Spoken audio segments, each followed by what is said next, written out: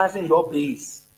You're just crying all over the place. I haven't even started. I'm just warming up. How dare you, foolish, desperate people, talk about rescue country. Joseph Boga couldn't even rescue himself. So when you passing around, oh, Costa this, Costa that. Where they bring her to go see to the main store. Oh, so the man wanted for you to go steal from the web post store. Yeah, he said I'm joining to go see to the web main store to they get money to the store. They will go take it from there. I said, my man, I'm only bad for the same leisure. Then how can the police catch you now? The police before the man call me back. Now on the 18th, they more. The same man now. Yeah, the same man. The same man who want for you to go steal. Yeah, he called me on the 18th. Yeah. Now in the around about 8:30, the man called me. He said, "Oh, my man, I'll let you be there and call you back again." So that time you go to where? I go to where? You live for a working place, you come to the man. Yeah, I'm from to my working area to Clarence to now go to the man. To go steal now? No, I'm not go steal. I go steal. I go to yeah. How you question me, man? The thing you want for me to explain for you to understand, then you still questioning me, doubling the question. How many talk clear now? Okay, let's go now. I beg you, sorry. I say when they call you in the net now. When the man call me in the net, he asked me, say, how many of you are working to the area? I say we are 3. You told the message you're 3. Yeah. So he said, I want to give you tea to carry to the message you want to give you what? Tea. Have milk tea. Oh, milk tea? Yeah. For you to drink? With bread. The bread? 3 pieces of real bread. With egg inside? With egg inside, my butter. So when I carry it to the man, say, carry it to the man. When you give it to the man, then you must come back to the car. So the food make you now, you carry now, so you can go convince your friend now. Yeah. When I give it to the man say, thank you. I say, okay. The man say, oh, where you going now? I say, oh, I'm going right car. So one of my friends called me. And the same man you going to now? Yeah, the same man. And the man tell you say he want for you to go steal. No, yeah. So when I go to the man, he say, clean the car. Then they are 2 now. In the Jeep? In the Jeep. Then they are 2. A big Jeep? Yeah. Black BG, photo G. Yeah. So when I clean the car now, air condition all inside. No, Papa, you can't wait for me to spin now. I'll leave the water now. You can judge people. I just asking you a question, sorry. You can judge people that can come here. No, I'm a journalist. I beg you, sorry. The way you talk in the question, can I say when I move from here, I'll free? Can I say when I move from here, I'll free? You said one talk again. I wanted to make a whole talk clear to you, but you talk in the question. Hi, not looking, hi, looking. Then you want force another more word there again. Why not be looking to the talk? I'm not going to talk again. And said they call me to the office. I go explain. I think you explain to me that you come to get paid. You say you carry tea to the man. After you carry tea to the man, and you come now. So what next now? And for me, I'll not fair. Nobody, you getting very. You say asking you too much question. Hey, that's me. You say make your egg and bread. You bring it to. Okay, sorry. Now I say sorry now. Okay, sorry. If you okay, I will not ask you the question again. Okay, sorry. When I give you answer now, then you. Okay. Explain again. I'm not asking you no more questions. Happening. It's not secret. The vice president is listening to people that man pretty soon he will be vice president running me to somebody. So he believe in it. Maybe he want to elevate me. But for me, the vice president Joseph May supported him to become vice president through Boakai. I think I should respect that. But on the contrary, they will not see my face because I'm not happy with the way I've been treated. I've been treated one labor in a political party that I believe I've been handling party that is heavily controlled by different countries. Then people want to respect me and sit down. So to answer your question, that's the answer there. If there is any other question, you can come ahead. You can understand. We supposed to be knocking our chests. They say we tell Nima country what to any political party, but we have been subjected like a bare ball And I Samuel Kuga are not going to accept that. So with your question, whether there's a bad blood, what have you, I let it be clear to point. What I'm saying here is what's happening. It's not secret. The vice president is listening to people that all that man, pretty soon he will be vice president running me to somebody. So he believe in it. Maybe he want to elevate me. But for me, the vice president that Johnson May supported him to become vice president through Boakai. I think I should respect that. But on the contrary, they will not see my face because I'm not happy with the way I've been treated. I be treated one labor in a political party that I believe I've been handling party that is heavily controlled by different countries. Then ima buyer, people want to respect me and sit down. So to answer your question, that's the answer there. If there is any other question, you can come ahead. When they were coming, they said they were liberator. They change their mind. When they came their ground, they change their mind. What kind of people they so? They are freedom fighters. What kind of people they so? They are freedom fighters. You freedom fighter, you raping our women. They are freedom fighters. You freedom fighter, Oh, yes, indeed. They are freedom you fighters. freedom fighter, you destroy our. What a great day. Freedom fighters. Ayo. And indeed, an awesome opportunity it feels to be back here behind these microphones, to engage on the issues that matter to Liberia's growth and development. When they were coming, they said they were freedom fighters. Music. And when it became their time, they changed their mind. And desecrating national holidays. And of course, abandoning the official celebration of the National Flag Day of the Republic of Liberia. Whoever thought Boakai as president will remain in the country and dishonor the flag? But this is not the first time. I think this should be the second time that he's done it. And somebody said, when it is an issue that has to do with DSA and Katumu birthday celebration or wedding anniversary, Boakai is energized and prepared for that. But once that have to do with the country, once upon a time, Boakai boycotted the Armed Forces Day celebration. You know, yesterday, his entire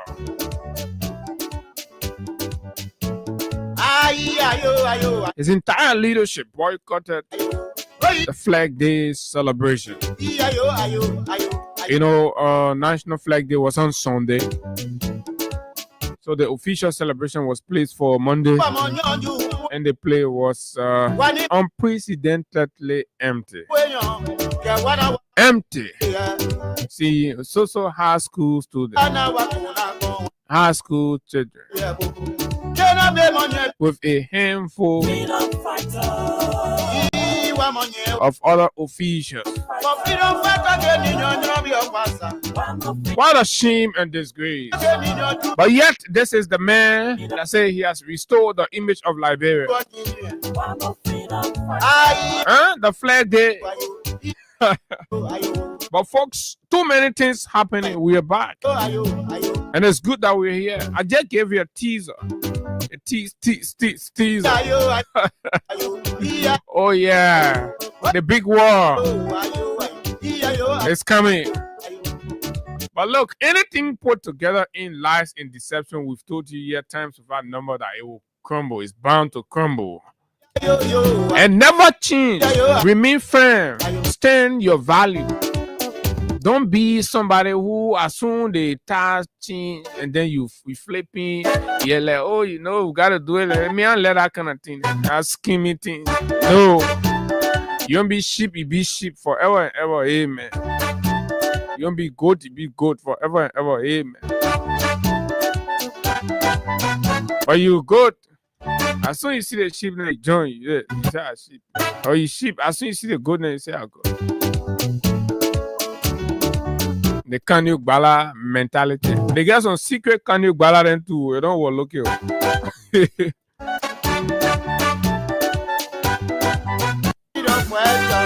They got some secret Kanye Gbala then they risk, you know, but there's the Kanye Gbala in there. I just said. But look, man, folks, today is Tuesday. It is a great day and a great way. We like to welcome all of you, our friends, our fans, and our followers. Those of you in the diaspora, it's always good to have you join us for breakfast on Liberia's biggest breakfast platform, Freedom Money Rise on Freedom 87.9. All across the country, Banga, Ganta, Kakata, Buchanan, Topman Bird, Bopolu, Rubber Sports. And everybody's rising this morning.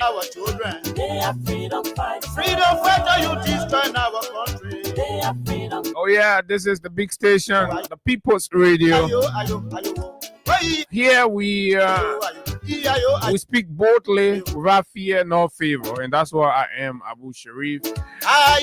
And of course, coming up this morning at 9 o'clock, we place emphasis on education with specific look at the University of Liberia.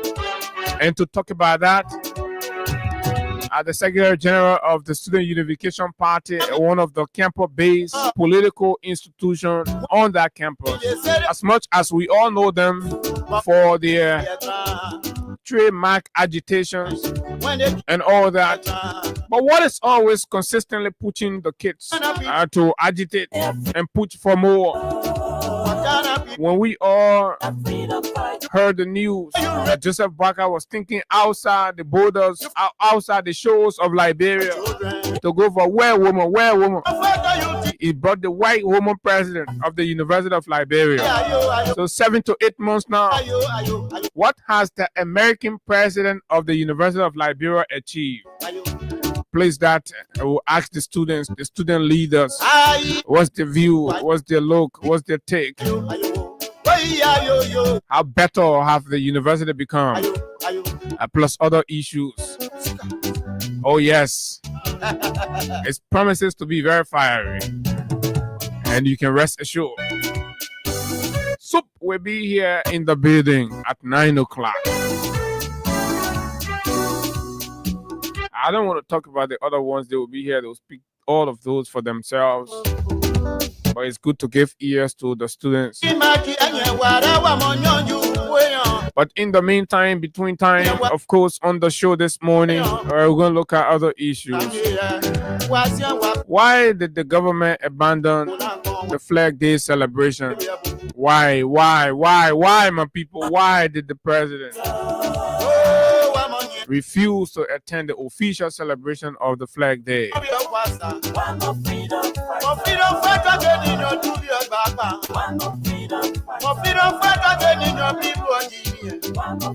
And God is fighting the Liberian people battle as the government gets exposed day by day. We have a recording. Probably you stumbled across it somewhere. Some of you that are on social media. But for our old man then, our papa then, we always tell you, say, we don't want to get a juice for you. We've been telling you, say, that the government people bring the just in the country for your children and they inside the just business. So one of the big men that pack a point to say, oh, that you're going for a job. you tell how you call the cat? You get a luncheon meat or the sardine, then you tell cat to go man that one. You tell cat, you told drugs peddlers, you tell them say you go to DEA. Their children are smoking all through their ears. Then they can be running behind the leg. You know, the victims will be bullying them, humiliating them. They say, oh, war on drugs, beating our brothers, victims when they bring the thing in the country. Yesterday, we had a fair constructive conversation about these and other. So we'll play the recording from one of the deputies at the LDEA using power, privilege, abusing, not only using, but abusing power Aye, ayo, ayo, ayo, ayo. on behalf of his daughter.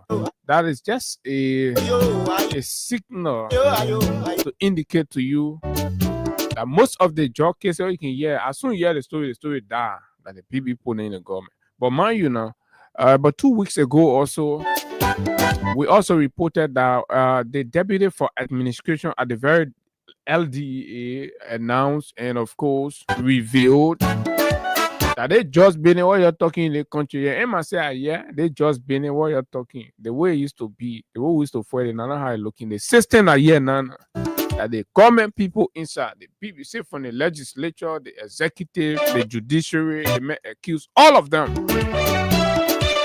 There ain't uno man that's sitting right near him, deputy for operation. Put you see, put the DA in the truck. You see them passing around. All that thing they be doing. That Fiamomo passing around, they can be doing. Or he be sending people to go pass around on the operation. A dollar can be smoking the thing inside the shit. But look, man, What kind of people? this country here Freedom fighter. will be better. What kind of people? Oh yes, these were the people that were bringing the kush during the campaign that did it 1 year now. Freedom fighter. God say you're getting power. God say we are giving people the power. You. Move your hand for anything, my son. Give it to them. Aye, ayo, And we are listening. Plenty of people were vexed. We all were vexed ayo, because they were making mockery out of ABM and said. ayo, But that dancing video, we don't regret it. We are happy. Yeah, go post it again. ayo, ayo, Today, the reason we dance, ayo. Wait, a girl exposing her. ayo, ayo, ayo, ayo. Oh yeah. The people who are bringing the kush in the country that didn't want to get power now. That make him tell me say his dollar been doing drugs, being hardcore drugs people in it that he know all the time. All that time he know. Come in, they say they want labor. Baga go appointed man.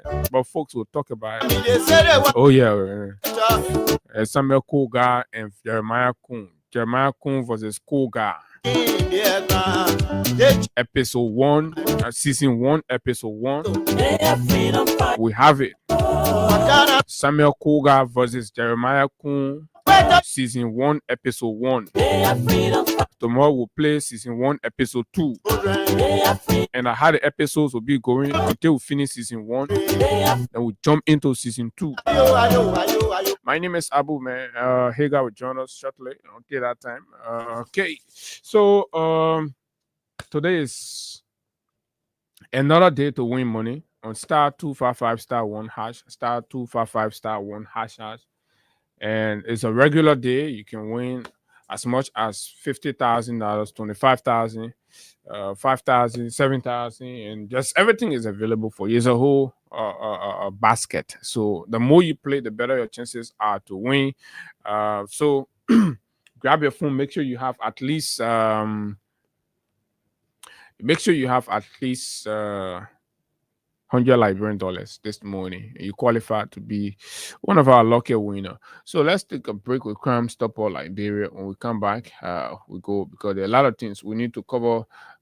Too many things, and then before our guests come in, then we talk soup and the University of Liberia matter. Mampaya. Somebody should tell the well woman president to kindly listen to it. It's good, man. You know. For us, I think we will speak some series here also. This is Laro. Nobody should make you to change yourself to suit them. Let them change. And we'll speak Kolokwa. She got to change to learn. And when she decide to call on the show, we'll make sure she speak Kolokwa. Oh, yeah. I'll go to other book country who can change, be there then to fit in. When they can't fit in. Well, what kind of slave mentality there? When you decide to come in our country, then you gotta be fitting in. But you can be in our country, then we'll still be fitting in. So y'all who can be in Lebanese men too, you won't be speaking like Lebanese men. Yeah, I mean you got problem. But yes, okay. Let's take Crime Stop All Liberia, and we will be back this break.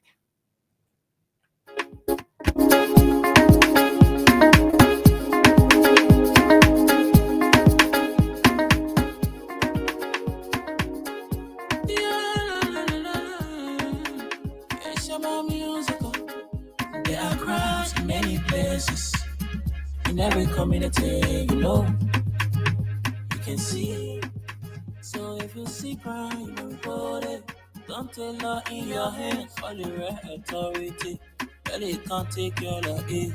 Crime Stopper here for us, bringing safety to your door. Whether you rich or you poor, if you see a you must take it. I mean you cheche, you wait for your safety. If you see a don't keep it, I'm a proud to report it.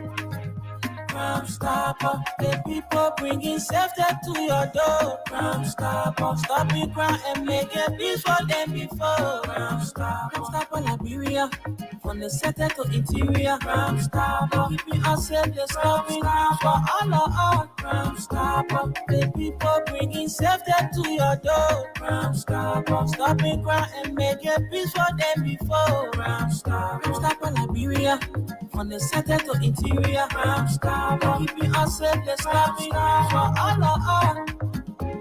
Crime Stopper Liberia is here for you. Remember, you see it, you report it. This is a message from your own self, Omen Samsaya.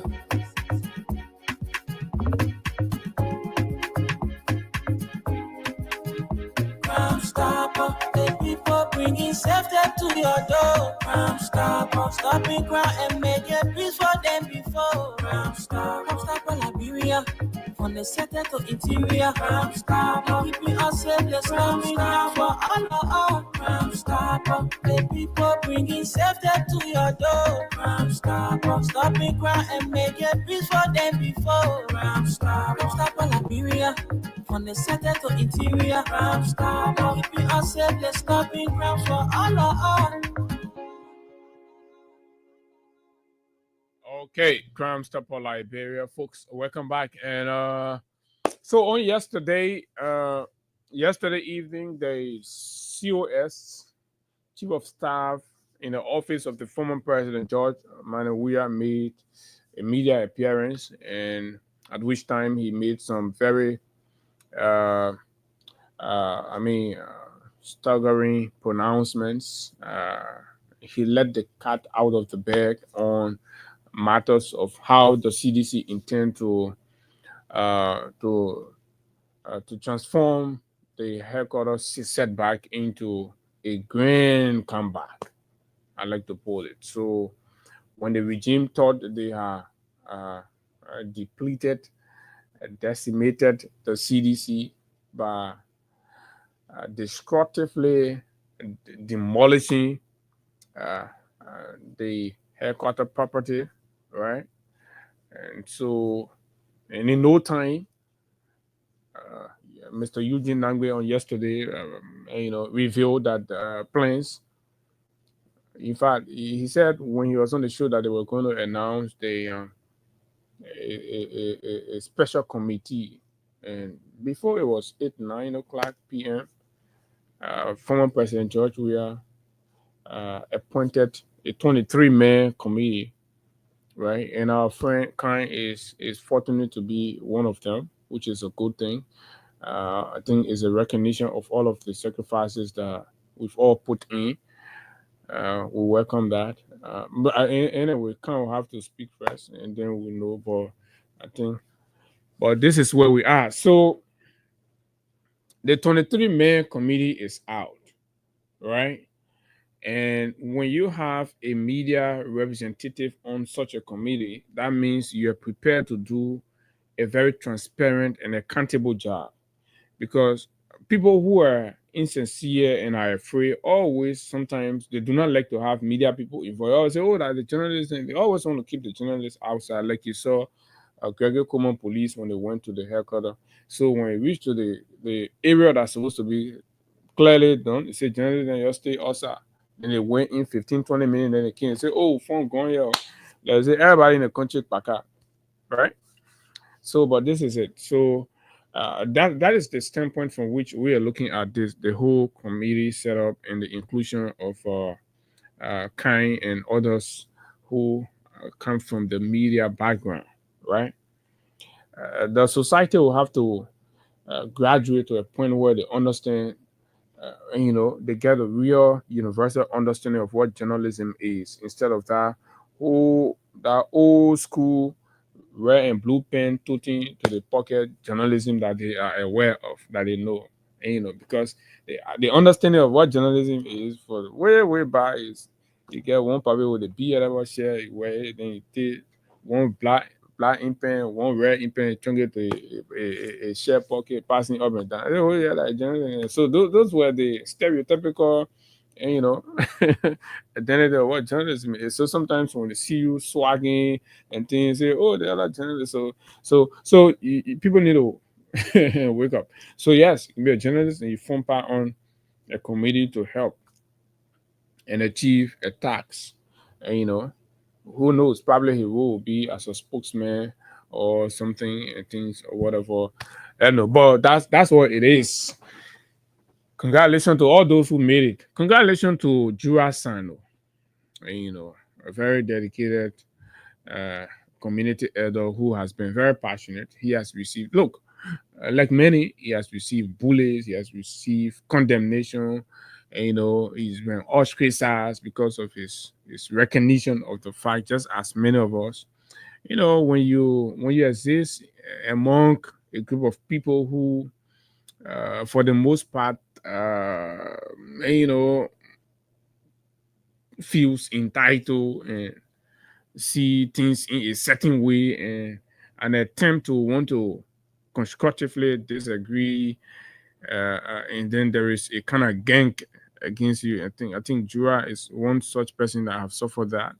I've witnessed. I mean, his grandchildren equal have all stood up in his face, and all of those things have been justified since because he's not with the Unity Party. And I don't know why people even get attracted to the Unity Party. It's a very useless organization, and most people are not my friends, and, because they know that my views about the Unity Party is like that. But I owe no apology, and I mean it. And they know, for me, I mean it. The Unity Party does not even deserve to be in politics. It's a very useless organization. And all the people associated are useless people, very useless people. They're useless to themselves, useless to the country.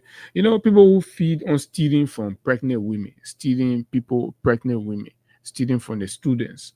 And, you think you need to dignify or those kinds of people.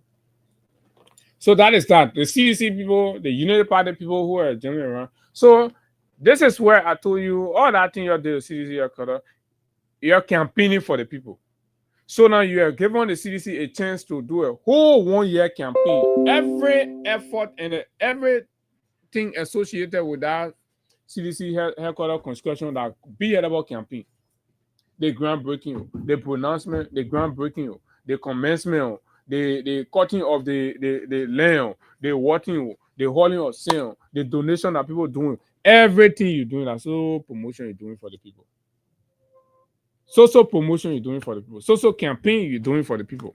So it was a kind of situation where I believe you should not have done it. You should have allowed the judicial process to just go on exhaustively and everything quietly while you're focusing on government. You're keeping the labyrinth focus on you, but now the labyrinth focus are on the CDC. What happened? The next moment when former President Weah returns, there's a groundbreaking. The next moment you see trucks going, you see labyrinths going there, helping to do this, helping to do that. That news, campaigning for the people. All across the country, they posted they come in big haircut. So you see.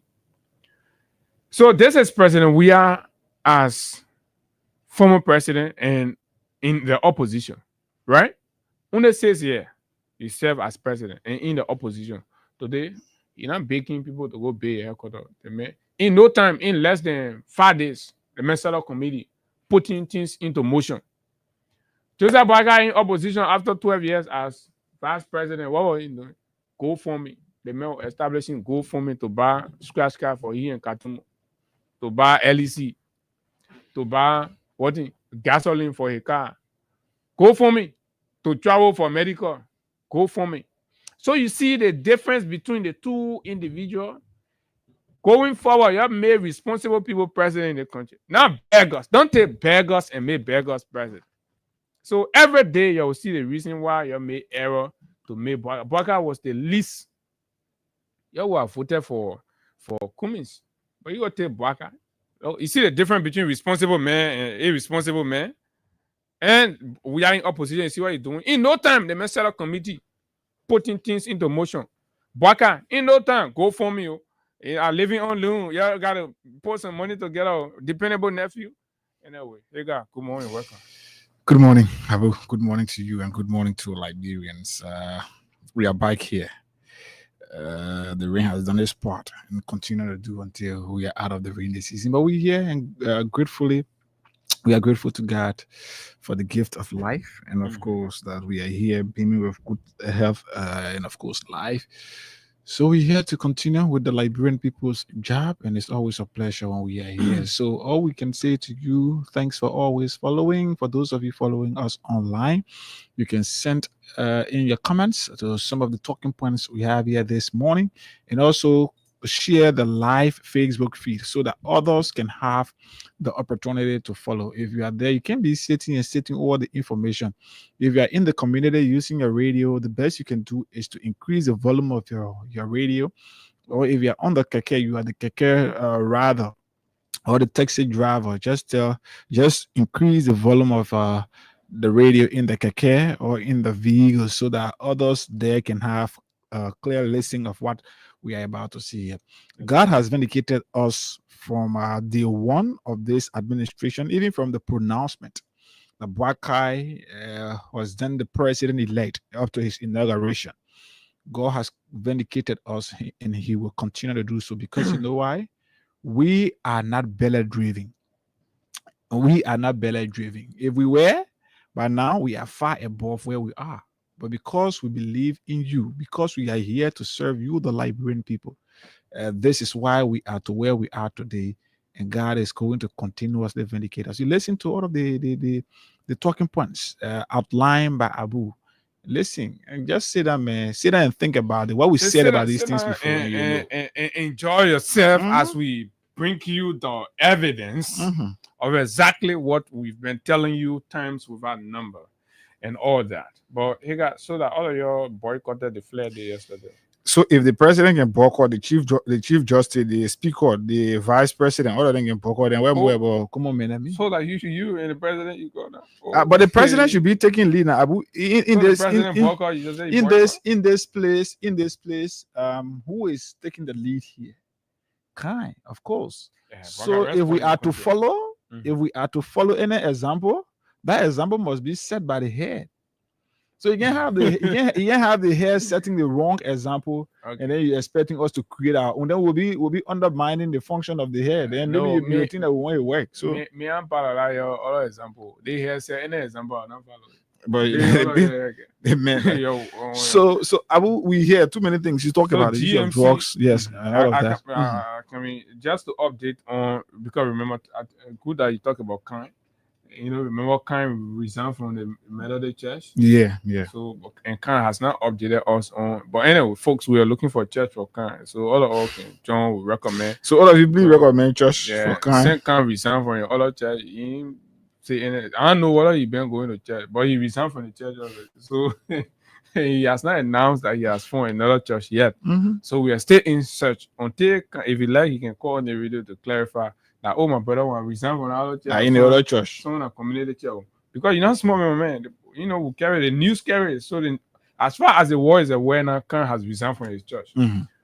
So maybe he can't resign from God Benin temporarily. So he didn't start God Benin. So we gotta understand. So Khan is churchless. So let's get update on the GMC, the Global Methodist Church versus the UMC in the ST Nangbe dispute, right? Church there in Cinco. So latest update is that the GMC, that's the Global Methodist Church, demands Judge Smith rescind judgment and recuse himself in the landmark property dispute with the UMC. The Global Methodist Church has filed a motion seeking to overturn the recent ruling of the 6th Judicial Circuit Court, civil law court in the property dispute case. The movements who are contesting ownership of UMC schools, hospitals, universities, and worship centers are now challenging the credibility of the judge who presided over the case. GMC argues that His Honor Judge George Smith, who ruled against them, lacks the impartiality and judicial independence required to fairly determine such a sensitive matter. In their motion to rescind the judgment and have Judge Smith recuse himself, the breakaway members presented compelling arguments, citing multiple conflicts of interest. According to the motion, Judge Smith and his entire family have long-standing ties to the United Methodist Church. The petitioner in the case, the movement disclosed that Judge Smith has been a lifelong member of the Martha Todman United Methodist Church in Pennsville, where he continues to worship with his family. More troubling, they claim that since 2022, Judge Smith has served as a member of the Todman Church Legal Committee, succeeding prominent church lawyer, Councilor George W. Singbe Sr. So basically, it's a long read, but at least you have a gist of exactly what it is. So they believe that this man is conflicted, and he provides lawyering services for the church, the UMC, right? And at the same time, he is a member of the UMC. So one will believe that his views or his judgment will be partially driven. Right, partially driven, and the thing that he has to recuse himself and the ruling overturned. So this is where we are for those of our brothers and friends affiliated with either the GMC or the UMC. First, when I saw GMC, I thought like General Motors. Yeah, remember. But look, man, we are here. Well, hey, guys, let's go to your content first, and I want to make a suggestion or maybe a proposal, because this is politics. The way I like to do politics, the way I like to see it, I like to handle religion differently. I handle tribal matter differently. I handle politics as politics, because that one is written. And as much as religion is also written and all that, but the requirements are slightly different and all of that. But in politics, it's a very dynamic game. Changes happen, and flips happen and all of these things, as much as when they are driven by ideological persuasions or leaning, it is kind of justified, right? For example, at a point you are a far right or you're far left, and you believe in the leftist ideology or the right wing and all that, so you understand how the person alignments will be swaying, right? Will be pushed towards, unlike Liberia, it just scatter around a place that belly right and belly left. So the canyon part of the belly right, belly left. Canyon belly can be moving from place to place. How you go to school, you're passing you to school, you go way down and then you pass around, you're doing belly politics. But anyway, every day I come here, I would talk Sonny about Kanye. I would denigrate him. You can be assured every day I come here. Every example, every terrible, irresponsible, unprincipled examples I'll be making here, I'll be making on Kanye Gbala, so that we will guard the society against his kind. For the next 4 to 5 years, for as long as I am on this radio, Kanye will be the example of everything terrible in politics, everything immoral in politics, everything immoral about leadership. Kanye Gbala will be the example, so that every young person listening to me will know that name to be a disaster, a bad example. That how will help this country here. And I say you won't be. We'll use you as terrible example. Going far. So in Nimba, that thing I've been boiling, Yeah, we spoke about it here before. Yeah. So Koga is coming out. Samuel Koga, the senator, right? They jumping over the diabolic man. I remember. The man said he can't take the nonsense any longer. It's too much. Not when the political movement is from his backyard. The political institution is his making. By lineage, right? By origin and all of that. So he cannot take it any longer that Kun and others within the ranks of the United Party will be showing him disrespect And then, no, he's not going to take it. So at this point, his cup is filled. His cup is filled. And the matter is before the president. And he is waiting for the president's resolution. But knowing who Bouaka is, with no track record of resolving any crisis in this country. You saw the CPP, you saw the UP after Ellen, right? Basically, Bouaka history has proven that he always takes side in a conflict situation as a leader rather than coming in as the intermediary to resolve matters. No. So pundits in Nimba and other places are saying it looks certain that this thing is it's only going to get worse instead of being resolved. Right? Because leaving the resolution to Bouaka and looking at Bouaka's track record in history and all of that, this thing, there is no certainty that the matter is going to get resolved or arrested. So this is where we are.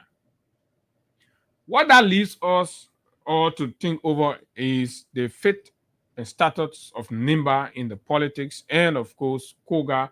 When there is a Koga and Kun feud in Nimba, what happens to the people of Nimba? What happens to the interest? Koga issue is understanding their background, the Prince Johnson influence, and what have you. They're expected to be working together. We're expected to be pushing the one Nimba agenda. Now that they are the two bigger faces within the UP alliance on behalf of the people of Nimba County. But no, they are at odds. Jeremiah Kun has sorted Koga's council on no leadership decision making. Not even a director or assistant director position that he has asked Koga for to make recommendation to. It's all been about him, the greedy hunter mentality, right? It's all been about him. Even the cockroach, he want to pick it up for himself. Koga said, but this is nonsense. And he has indicated that this is happening because Kun is listening to elements who are lying to him that, oh, you know, the mayor, you gotta be careful with the man will be vice president, somebody will pick the man, blah, blah, blah. Right? And I think this is about time that the CDC march into Nimba and reclaim what belongs to her. I believe, rightly, the CDC, Nimba belongs to the CDC. CDC has done more for Nimba than the Unity Party. CDC moves there and sees the movement and collects Samuel Koga and gives Samuel Koga a home. Make Samuel Koga, because when the CDC made Jeremiah Kun betrayed and took everything to himself. It's the CDC and Church that made Jeremiah Kun. All of the accomplishment he brags about. And they made this investment into Kun because it was on behalf of the people of Nimba. But did Kun deliver for Nimba? No. So now it's about time to go for a son of the soil, the man whose umbilical cord is buried right within the mud and clay of Nimba, Samuel Koga, and bring him on board. This is politics. Bring Koga.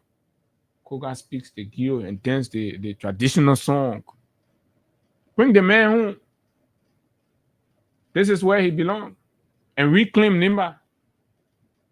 No, in that there are constructive conversations can be held. You're not like going like begging. Koga knows if the people, the only institution he can use to fight back is an alliance with the CDC. But since we have a Nimba mayor and he is into the politics there, and I know they've been in the chat room, they've been fighting and talking about it. But it's good. So just quickly, Abu will be giving 10,000 each.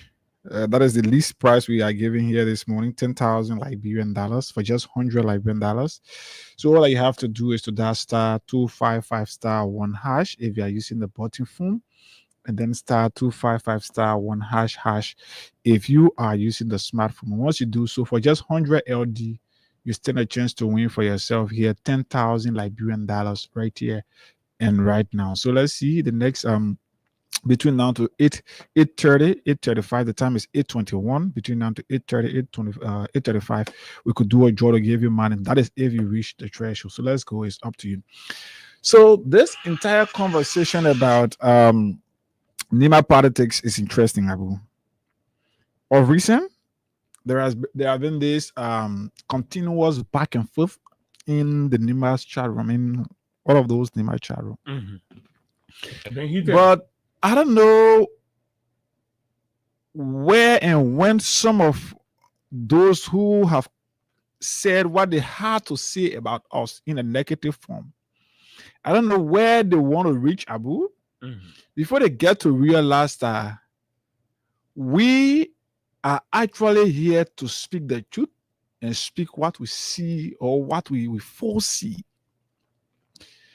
During this election, during the by-election, Abu, you and I sat here and we knew that this was going to be the case.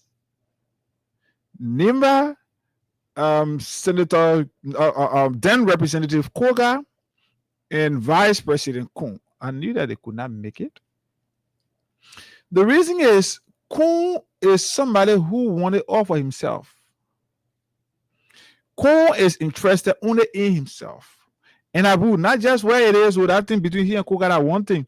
As we speak now, Kun is using his special aid in Zor,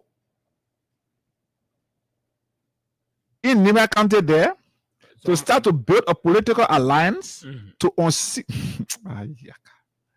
In Zor Zor is in, I think, District 2 or District 3. District 3 should be, I think. Okay. That's something called the end there. District 2 is between District 2, yes. So now this man is using that place. The vice president is using his special aid to establish stronghold in District 2 so that they unseat the current lawmaker. But this is a game. Kun is around this current lawmaker of District 2, giving him hope, making him feel that, oh, you're close to the power that be, why he's using his speaking honor cover to be undermining the man's function and, of course, his re-election bid in that district. That is the kind of person Kun is. We've said that on numerous occasions. Kun contributed to the death of Senator Johnson only because he wanted to claim the position of God fellowship. That means so you agree with Koga? Anybody you see, Abu, anybody that Kun will see as a potential threat to that his supremacy in Nimba County, he will go after you. That's why you see today, his group of again, they are behind Musa Belete 24 hours looking for things around there. They be looking for it all around to pull it out because Kun sees Musa Belete as a potential threat to his supremacy in Nimba County. So the only thing he can do is to put his Pekin to always attack Musa and make Musa depopular in the country. As to whether that is working, it is up to them. Now, Koga got elected by the popular mandate of the people. People saw Koga as a direct replica of the late Senator Johnson. They saw Koga as a direct representation of Senator Johnson. So wait, before you go further, right? What I'm sensing is that there is sympathy towards Koga in this debate. Not necessarily from you now, but general Nimba something, understanding the Kun betrayal, everything that happening. There could be general, sentiment towards Koga. So Abu, what is happening? What is happening? I don't see that as a sentiment. What is being done is a fight. So, like I was saying here, Koga got elected by the popular mandate of the people who saw him as a direct representative. Same as Kun. Of the direct representative of then late Senator Johnson. Now, the people voted him. But as part of what they required from him back then, before they voted him, they requested that he join the party so that the legacy of the senator can live on. That was the basis upon which Koga joined. The MDR. That was the basis upon which Koga joined the MDR. Now, Kun now feeling insecure by the presence of our Koga, who has been loved by the people, and the people see him as a representative or representation of the late Senator Kun. Now Kun is insecure with Koga's presence in the MDR. So you close. So he's now Wow. closing Koga up on many decisions. In fact, he's using the national executive committee of the party, because many of those there are on are in government positions and things. Exactly. So he's using them to always undermine Koga's performance. So Koga let outshine Koga. So he be seen as nothing in this party. Now I So see. all this is happening because Kun still wants to prove that yes, I am the demagogue here. Quote unquote Godfather. Yes, I am the quote unquote godfather here. So that entire thing, I need a Koga and Kun really have make it. But Kuga is angry now. Koga is Abu, you and I here, I do something to you, you're angry. If something that you know that you're supposed to do, I want to outshine your performance, or you want to outshine my performance. How strong is his anger? Can it change anything politically? Abu, let me say this to you, right? I'm not, you know me for that. I'm now a supporter of Koga. I don't intend to. But from what I know of him, Koga is a man who goes for what he wants, who stand by what he wants. So that thing where you hear Koga talking, until Koga can call for resolution of that situation, trust me, Koga will not back down. He's not one of those bootlickers. He's not one of those lawmakers that want to survive from let's say survive on the pockets of maybe the vice president or maybe the government in general. I've never requested Koga to make any recommendation of anybody to be appointed in government, but he's surviving. Let's listen to Koga small. Let's hear from it. Fine. When the by-election came about, I pledged to the Nima people that when elected, I'm going to unify the Nimayan. But whenever they are ill in society, we must talk it. As I speak to you, I'm engaging garrison. A garrison initiation was started by the vice president, I must admit. We're talking. I'm talking to who in studio there as my little brother that we need to see reason to collaborate, to work together. As I speak, I'm in speech with Manas Ide Gonglo Way. I'm discussing with them on a daily basis. I'm also in conversation with my brother Tobo from district number 4 who contested for the Senate. For him, he walked to my office and extended an olive branch. I must commend him on this stage.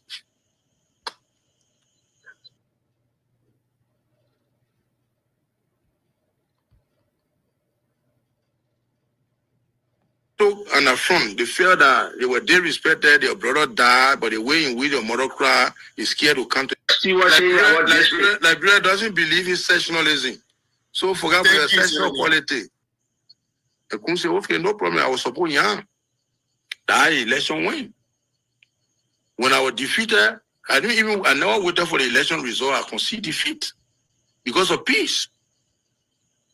The citizen of the Johnson today, may his soul rest in peace. If I succeed him, it is my belief that the fact that Senator Johnson stood back Vice President Kun to me today to become Vice President, to me representative, to me senator, to me Vice President today. If I go against Kun, it means I'm going against Senator Johnson. That's how I look at things to be. And how I took him to be, number 1, he's my nephew. Number 2, he's my little brother. Number 3, he's our president now, vice president of the country. But my disappointment, that's the point, is number 1.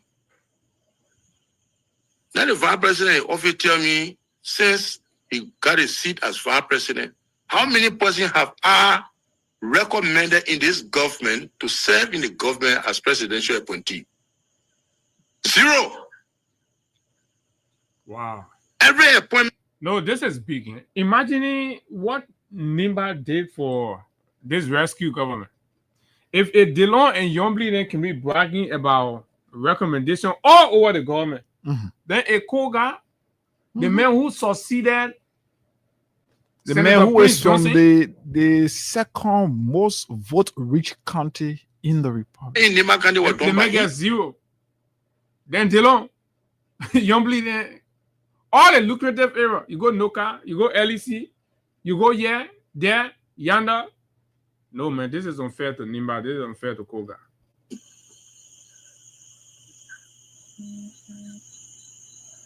Zero. I don't want to name names. He and I will discuss something as a brother. To implement it, you will bypass me and do different things. I don't talk on it.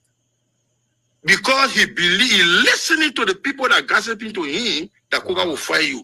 But he's not looking at the time he myself became representative, what we used to do together. But people now who want to get close proximity to him, he listening to them move. That's the situation today. Look at what happened in district number 5. If my brother sincerely want to work with me, he's not listening to gossip. And we're working in harmony with respect to each other. You don't think he's supposed to call me and say, my man, the election here. Why you're thinking? Because you are the one over there. Anybody that recommend, I will declare support for that person. It's a dumb deal for me to knock my chest in the district and say, we're carrying the person. And the vice president said, no objection. The senator who came from there, the senator of the county said that the person, when a party mandate, will support the person. But on the contrary, that we agree on something, you deviated from it. Correct. Those of you that say now are young folks over there, if I had gone over ready to challenge that I will support Agosi Mekwa by all means, or I will support Bori Badi by all means, openly declare, and he's supporting Koto, how the world will look at us. So Because that the elderly Koto, person I decided that Koto guy was not that the decision to contest on the MDR ticket was not the decision of the entire party, including now Senator Koga. The VP, But instead, it was the VP that handpicked him. Compare Antonio, I said the guy is working with the National Executive Committee of the party, Kopa Krua, how you call him, Kelvin Matari. These are the people they're working with to ensure that they undermine they undermine the efforts of the lawmaker. So you listen to him. everything I say I will not do. So what they said, that this guy was a representation of the party, because normally what we know, the party executive will call for a primary. Then those interested in contesting on the party ticket will go for the primary.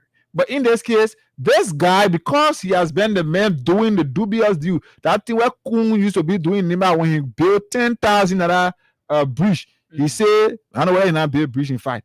Then he tell the public, say, that 50, 100,000. That the men that were doing it for Kun.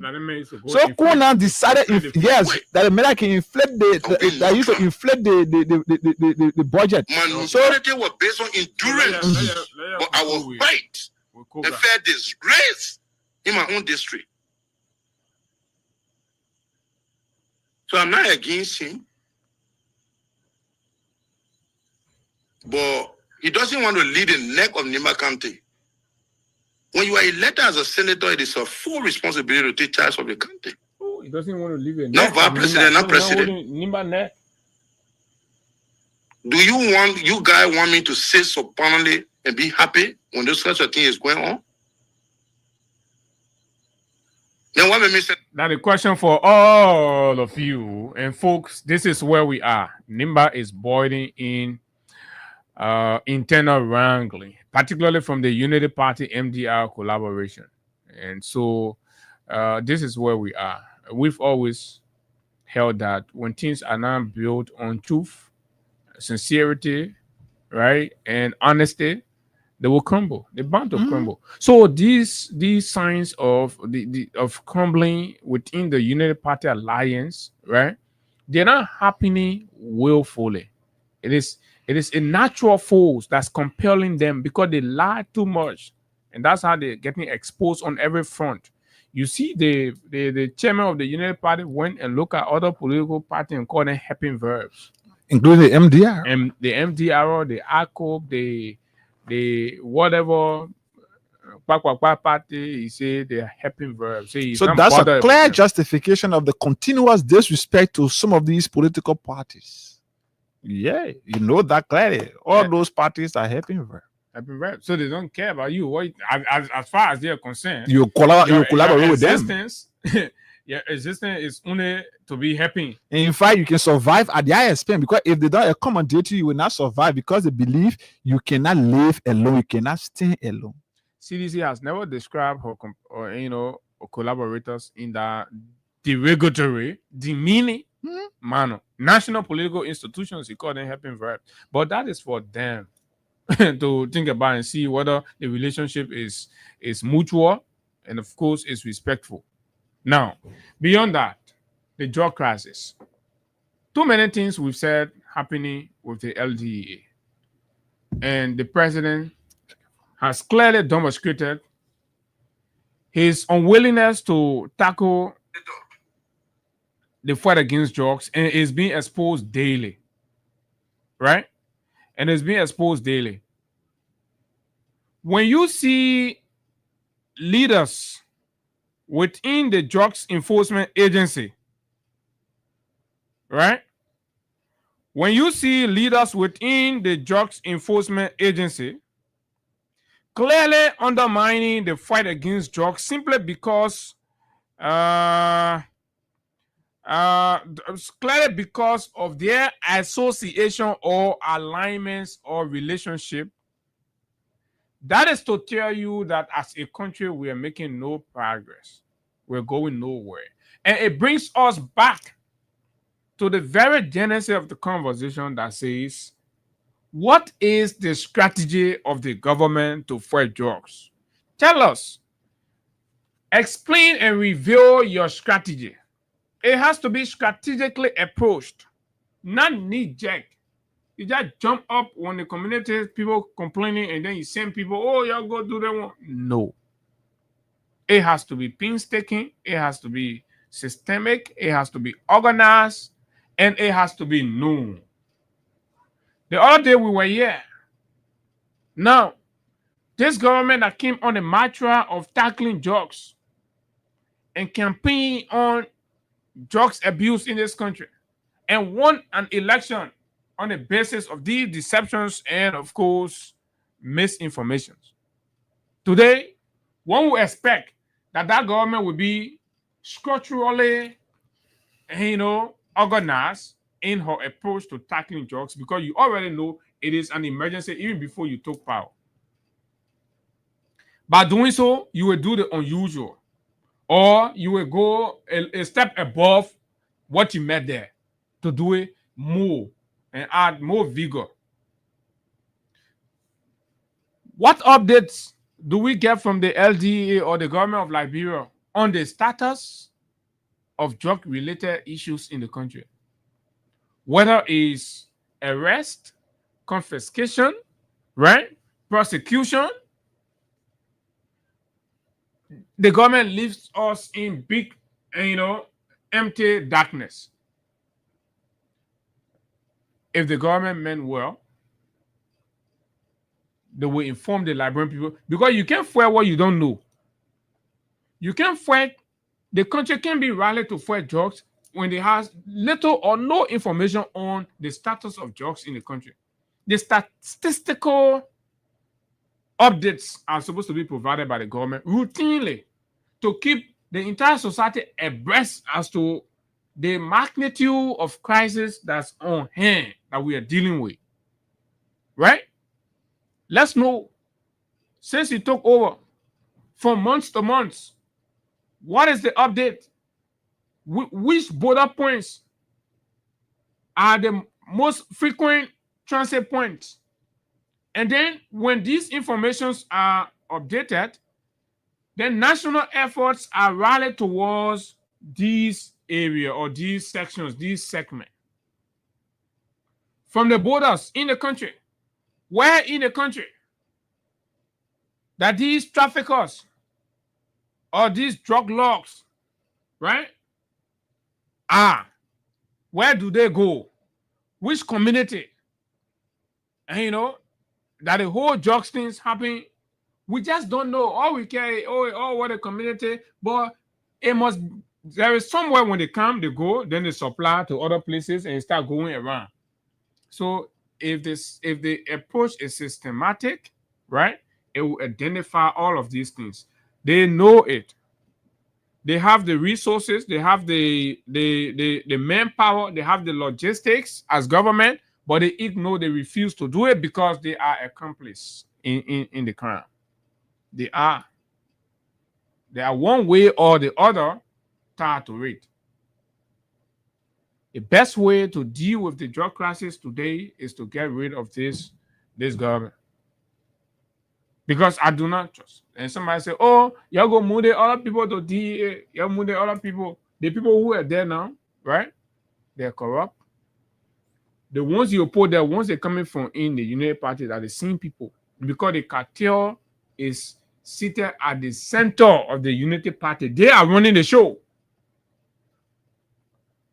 So the moment you move the other person, did anybody expect that after the crisis between A.B. Kumar and Fadiga, that LDEA will go, the person will appoint people? How you think Peters resigned from that place and just left? You only ask yourself, how they go enter the place here?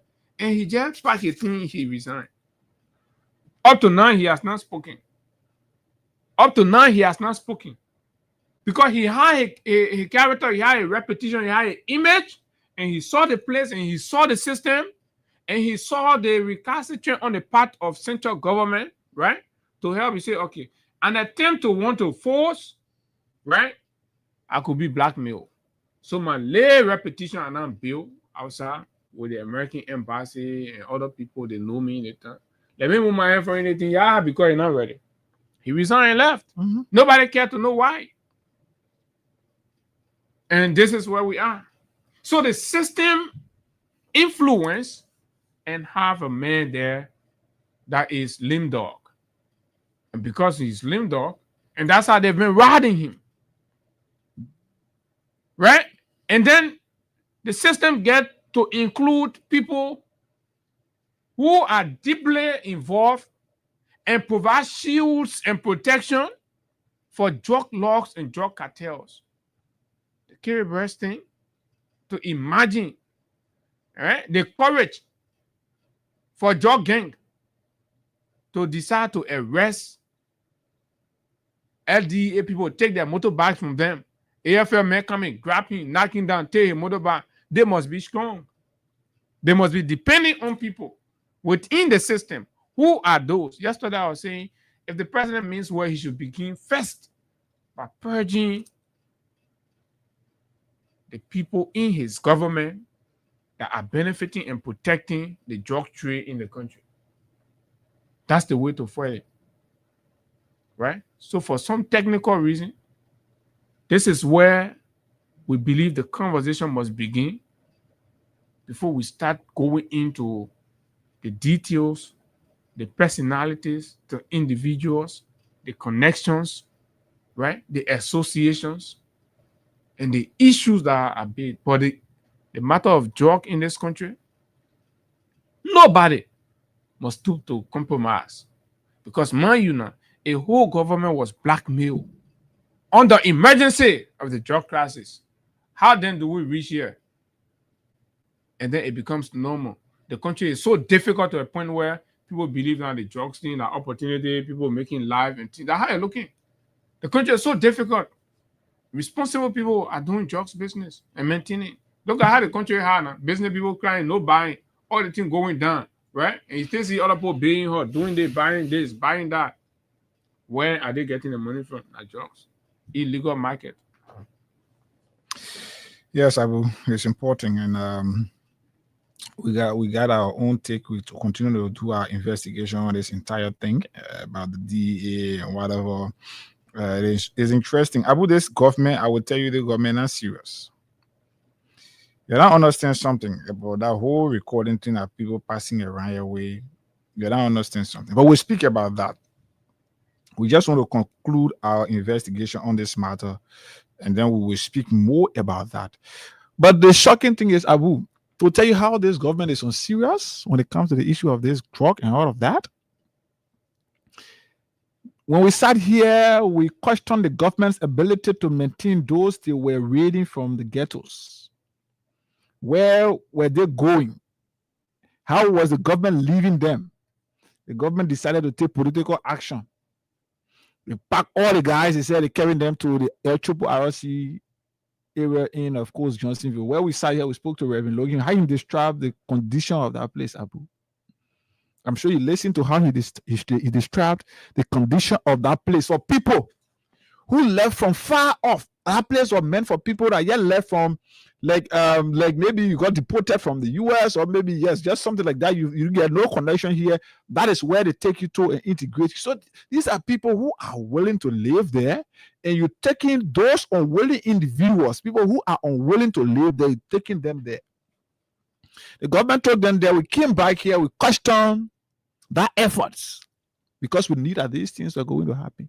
Today, Abu, that place, as we speak, yesterday the guys, Saturday, Sunday, Monday, the guys decided to leave because the people here brought rest, according to what the guy said. They here brought rest, and then they telling the men to cook it. Nothing to cook the food, nothing to attend, nothing at all. The mattresses they carry there, they just throw the mattresses on the ground, no bedsheet, nothing there, no window curtain. They just open the place that the guys are lying there. Mosquito, everything. The place that is hosting the guys is not fenced. You look at over 200 plus persons, then you carry like 10, 15 police officers. What are they able to do to drug users? The government has serious about fighting drugs. The government is using fighting drugs to play politics. So you took the guys, you kept them over there, you not get food for them, you get nothing to cater to them. You take 10, 15 security police officers, many of whom don't even have or weapons to protect themselves. You took them and carried them over there to protect over 250 to 300 disadvantaged youths that when they get vests, they pick up cutlasses, they pick up knives, they can't stop. They get conscience to stop until they do what they want to do. You took them, carry them. Today, as we speak, those very disadvantaged youths are now going in the communities. What the guys can do, the net will join outside and then go in the community and cause problem. I'm told along the road, the road leading to McCoffey, passing through the deputy speakers, in front his house, going to McCoffey. I'm told they went there and attacked somebody, killed the guy, dogs, and attack even his security and all of that. That thing was not happening in Johnsonville until the government decided to take disadvantaged youth and carry them there. Johnsonville itself don't even have security. Johnsonville itself doesn't even have security. Bulk of the guys there are watchful on people. The police officers, watchful on people, can be helping police officers over there. They got less than 20 police officers in the township that got over 38 communities. Then you take the men and you carry them over there, leaving the community vulnerable. No, they're not in fence. You get less police officers, but today the guys are in the community causing problem for people. All right. Here, let's. That's a whole conversation, but let's take course since we expect to have the young people from the University of Liberia. But fellow Liberians, this is it. It's your turn. We've said what we've got to say about all of the issues. This is the politics. This is the country. And these are the issues that's happening that the government is trying to shield your attentions from and wasting your time on trivialities. Today in Liberia, matters about the CDC makes more news than even the government, right? CDC, you violently and illegally demolish, and of course, the CDC headquarters without following the processes of eviction.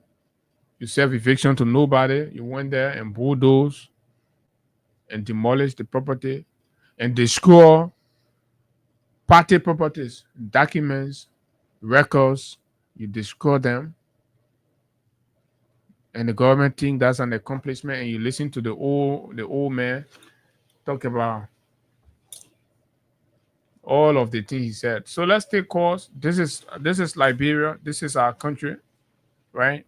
Our job is to say these things to you, put you in the position. So what is the Koga, the Nimba field, right? When people rally and send you to power, you can't be greedy and want to take all. I think this is the background. Koga is saying Kun wants to take it all, and he wants to take just everything to himself. 0776 104 104 086 500 104 plus 231 86 500 104 are the numbers to call, and you'll be live. And very shortly, we'll be doing our draw to give money to somebody. The code is *255*1# for button phone users, and then *255*1# for smartphone users. Just $100 is still a chance to receive 10,000. Morning. Yeah, morning. This is Alpha calling from the Royal Seatbelt. Okay. Yeah, thank you guys for the show this morning. But I want to say one thing. I don't understand why everything has to be politicized. You're lying. You're not really clear, Chief. Well, this is a political show. Don't you know that? I understand. No, I understand, right? Why you won't listen to? You won't listen to sports? But then again, if we're looking for solutions in Liberia, everything shouldn't have to be political. But this is a political show. You won't listen to sports, environment. They get different shows. Then you gotta find time and look for the sports show, the environment show, the I hear entertainment you. show. But my point Thank you. Let's take somebody. Let's talk to somebody else. You only get direction. You Morning. You can't listen to political show. Morning. Can't discuss church yet. Yeah. Morning. You guys discussing the money, I live in Johnson Hotel at Turning Point. Okay. This joke is about the youth, the broad, the best, that cause trouble. You can't eat Johnson the market the night, the minute. Most of them all the tour. The people that the night, they were having one fire down there. You want to eat it. People 41 markets, they taking class in there for each other. Yeah, that is center mattress, they put on they fighting each other for it. I live at Johnson the Turning Point. I experienced the day yesterday night and last night. I'm telling you what I'm telling you. I'm Amos Winter for my property condition of money. All right, Amos. Thank you very much. Thank we you. hope they're listening. Why the government doing? Morning. How do you? Then somebody say you police. Yeah, How do you? How to fight jobs? Yes, morning. You live? Go ahead. There is Ruben and I talk on my Canada resident this morning. Ruben Cannon from Dartmouthville. Go ahead, Chief. Let me appreciate you. Every morning I listen to you on Western Movement, your colleagues. I think the issue of the government has given some of our energy more than ever to step our party. I give it all hope to step our party because I just live in my life that history always repeats itself. Those things that the other person is dedicated to GDP will bring us down, will be the end of the war, will be the end of Liberia, political era. They are making mistakes. And that's why our faith, our dollar will focus on this thing. If we don't have the money, our president body will be there to situate our business. All right. Thank you. All right, Ruben. Let's talk to somebody else, then we'll do our joy here. Morning. Good morning, Sugar Gunnar. Good morning, Apple. Morning. Thank you this morning for your fascinating discussion. This is the voice of Ikesa, and I pray for the show. Go ahead, Peter. And I like how you're there with your first caller. Those are the kind of hypocritical guys. If you guys want to prove and worship to this regime, you're not going to talk about politics. But being like you're critical, I want you to call and try to pretend. But that's not my issue. My issue is with, that issue I got to do with Nima, Koga, and the vice president. Mm-hmm. You guys are not alone saying it. My sister, my family, the people are not there. Not there in the beginning, I've seen two, pilot on one plane, and that plane there, I think it will land on them, so that they will crash land. But the issue is, Abu, I enjoy this money. But that guy is seriously to go for. There's an honor to that game. That game is a big kind of game. Watch it. Listen to me. Let me tell you. There's a portion in the Unity Party that is supporting our mayor, Samuel Koga. You know, Samuel Koga is so he always been running game. You always saying all of the people that are moving like Blessed after the war. Koga play a role in it. Go and check the Ellisburg case. You're seeing that you're a regular member of that running game group. If you go to White Garden or Tala, she was a ranking member of the group that means, in spite of everything, one would say that means Koga has his own value set, and once you deviate from it, he goes the other way around. Exactly, and what I want to say is it's a kind of renegade guy. I was hired to do the job. It's a mission. So the United Party want to get rid of Koga, and they are trying to use him. Thank you. Okay, thank you. Thank you so kindly. *255*1# is the code. Morning. Walk away from your radio or I'll cut you off, Chief. Yeah, good morning. How you doing? Okay, go ahead. Okay, my name is Uncle Lee Yene. I come from Nimba. Mr. Yene, go ahead from Nimba. Oh, yeah, from Nimba. Let's hear you. Okay, Hagar is for Nimba. He knows Nimba politics very well. Yeah, Hagar not talking already. Like 1 year now. Yene, Mr. Yene, you there? Mr. Yene, I hope you're still there. Yene gone. That takes. Oh, wow. No, Chief, we can continue with your line. 077610410486500104 *255*1#. Or *255*1#. For just $100 Liberian dollars, you stand a chance to receive 10,000 Liberian dollars right here this morning. We hope we can do our next draw. Let's talk to this person from here. Okay. Good morning. Yeah, good morning, Abu. Morning. Morning, I'm sure. Monday. Yeah. Abu, I want to say this morning concerning the CC party ground business and the police people. Mm-hmm. You see, in this country here, the court is helping to create problem in the country. Because the reason why I'm saying it, can you imagine someone without lawyer? But we know that when the court want to go and invade somebody, you will give the invasion notice to the sheriff and accompanied by the police. But you will go, the sheriff will go and carry a notice to the involving party. Let's see now. And then we give time. They will give time into that notice whether 1 week, whether 3 days, whether social time for them to come and move your team. But it wasn't like that. The court took the notice and gave it to police director, because they're the one who were in the front to go and go invade. Don't have I told the boy to go discuss the play. Yeah, they're trying to say, so the court causing problem in the country here for who you saw what happened. And their intention was to go and kill civilians. But God being in the heart of President Weah, told civilians, say, you're leaving. They do what they want to do. You see what happened now? So we tell God, thank you. God uses President Weah to save the life of civilians. Oh, yeah. Because the governor was ready. See the number of guns they carry there? I'm telling you, that the intention of those people. They were going to be knocking that machine on human being. Oh, they'll be knocking the machine. Now, they have Baba planes. Baba planes. But Abu, let me tell you something. I bet you quick. I bet you. Let me just say something. You know, it did in the Bible. The 2 women that had this child. One of them had a child, one of them never had a child. But the one that never had a child wanted the child to be split into 2. But the one that had a child said no. If even don't kill that child, let that child live. Take the child. That CDC woman there, the other woman, that UP woman. Yeah, so you see, President Weah, what that woman who had that child said, no, I want to save the life of this child. Correct. But you let it people didn't care. Then the woman that said kill the child, that Baka there. That was said, that Baka. And President Weah was a woman. So that is it. Let's talk to this person. Morning. Good morning. You're live. Go ahead. Yeah, my name is Vivek Ramon, calling from the party. Mr. Mova, go ahead.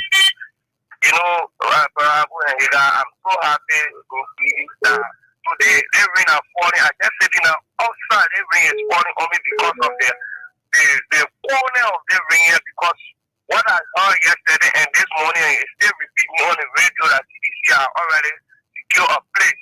A groundbreaking ceremony will be done when the president returns back home. Mm-hmm. I will be the first manpower to throw corner on our ground for breaking. I'm waiting and I'm standing by. I already get my corner to go shopping and wait for that day. Thank you. So you carry your own color? Okay. I love my I believe in breaking. Okay, all right. What Thank you. for me now, president, it may be able. Thank you. And it's all good. right. It's good that we Yeah, got all a right. member of the committee here. I'm do you here have- pledging. I'm here pledging a truckload of sand.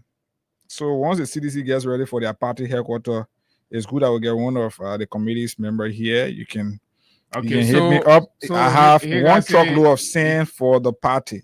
Now what can I- I say? You get it? What can I say? We can build away. No, they get it. Community scene. Okay.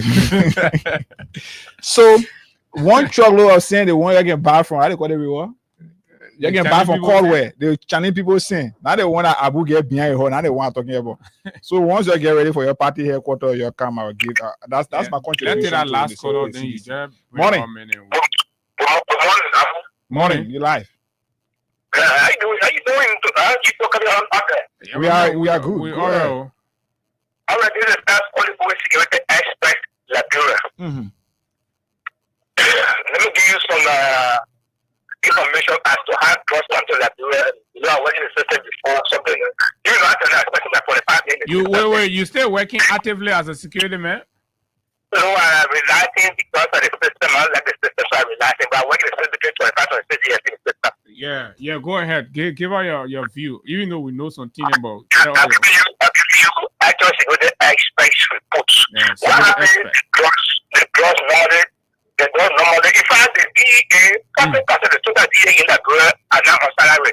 That one, I can let the DEA. How much percent? 30? About 40% of the DEA employee now on salary. Okay. 40%.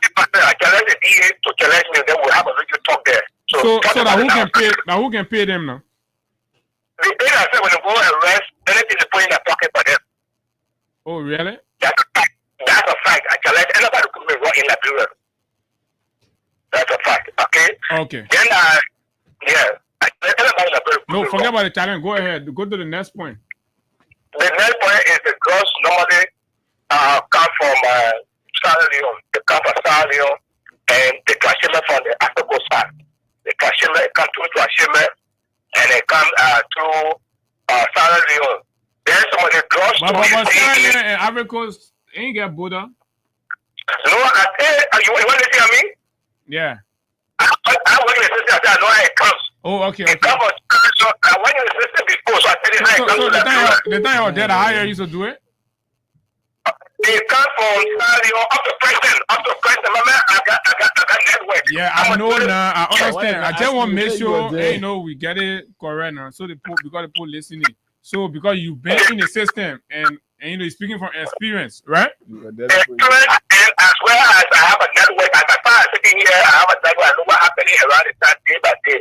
The trust comes from Sadio directly to Liberia because after it's a poor area, it comes through the market day. The very market day pass to the very checkpoint or whatever bullet they just enter in Liberia that want. Two, they come also in transshipment where they come and land and then pick it up from there. Three, most of the drugs you put in Nigeria guys, other places that they sell the drugs, the hard drugs in the drugstore. In the drugstore? Yes, it's so there. But you have to be very smart because you know what we're intelligent before, so I know how. So, but what happened? You're not taught anything ever since to so. What's on it? All right, but anyway, they may giving expert opinion, so expert how to opinion. be We have to asking take them. it. But look, on a serious note, some of the things they may talking at you. Because they drugs thing too much, and so guys start inspecting these drugstores around here because they're getting too much. Yeah, so the guys. So because they already know each other now, Yeah. right? So you go in the drugstore, you either going by and the man Yeah, pass your the me man and pass give it to the you. me. So when a drugstore, people will not expect that they'll be selling the kind of thing in there. So I mean, they may say you're inside the thing, and asking and say, "Oh, the higher used to do that," and say, "Yeah." What an interesting country. But yes, Liberia is going to get better. Trust me. No matter what, we just got to keep pushing, keep fighting, keep standing our grounds, and ignore this whole selective morality, where we got to select who to criticize and then leave the other people, even though they are doing the very same thing or even more. This is what some of you do. Some of you on the killer being now, you're begging for banana copy, but still you're getting there. You're arguing now. Your whole country, you got to put your country first before politicians. It doesn't matter who is there. When they're not doing the right thing, you call them to order, and that's exactly what we're doing. This break, when we come back, we'll take our guests and consider other issues right here on the show, Soup and the University of Liberia. After this break.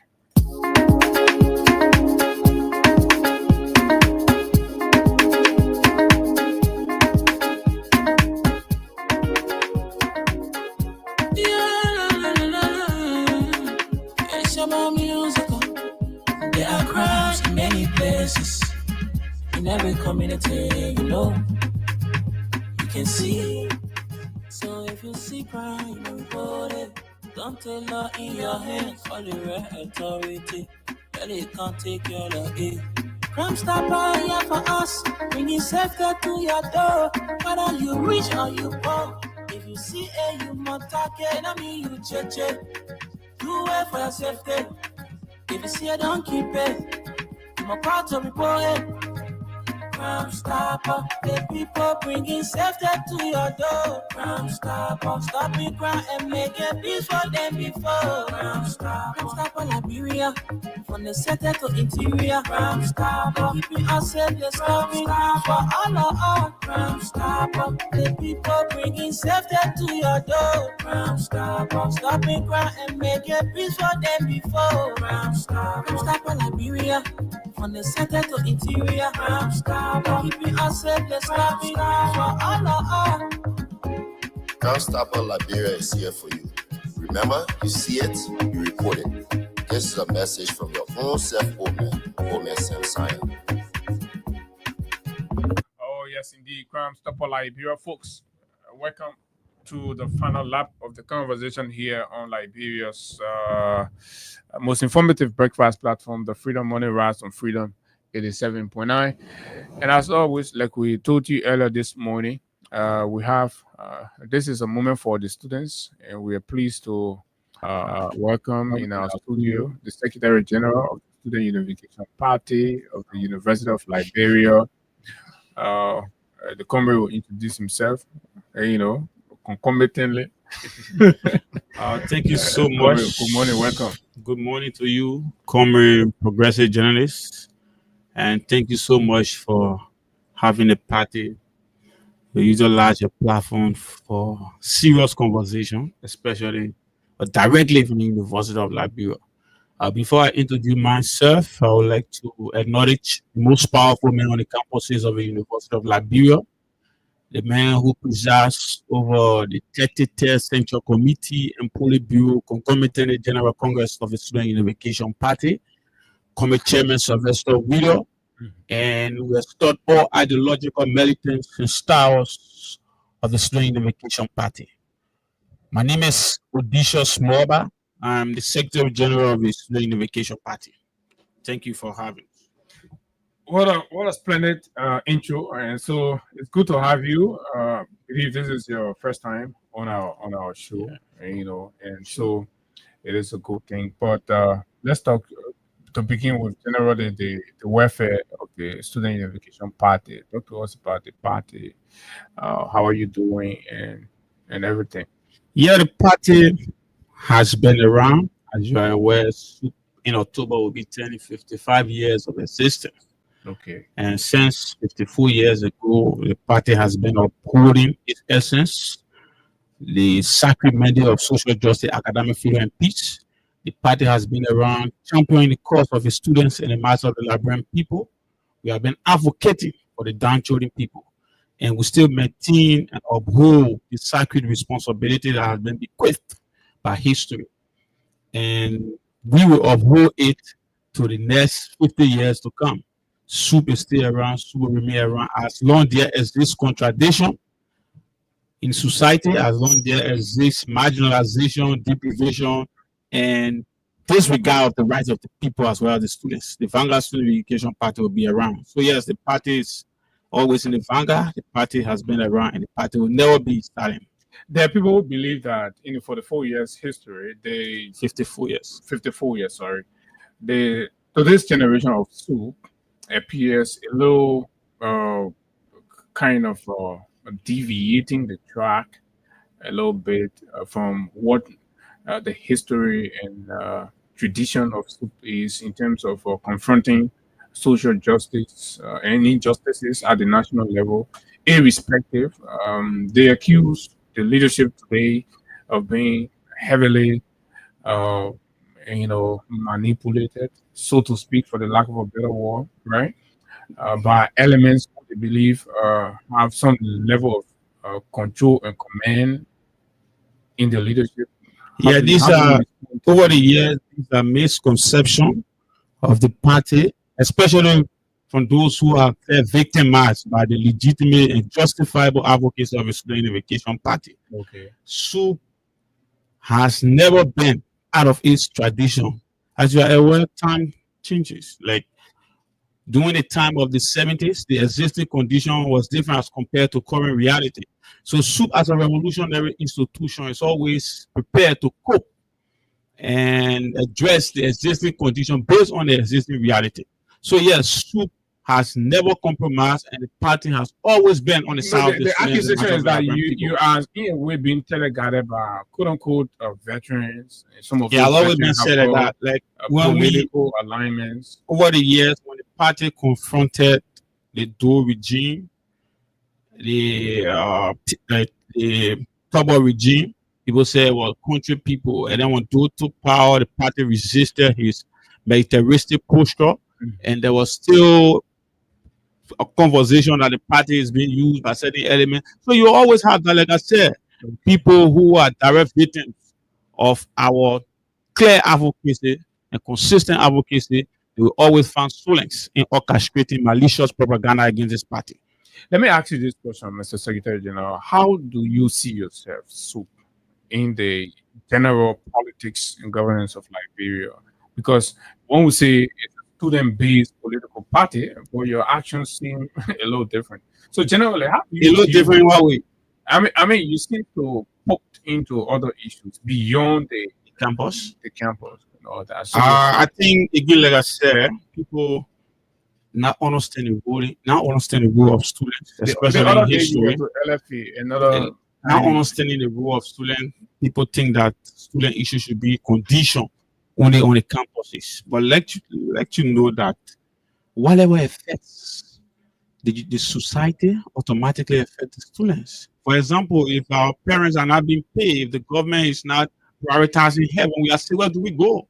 When the government is not providing jobs, and you see young people doing drugs, young people are victims of drugs, young people are victims of corruption, are victims of crimes, we all are rich, and we are not exempted.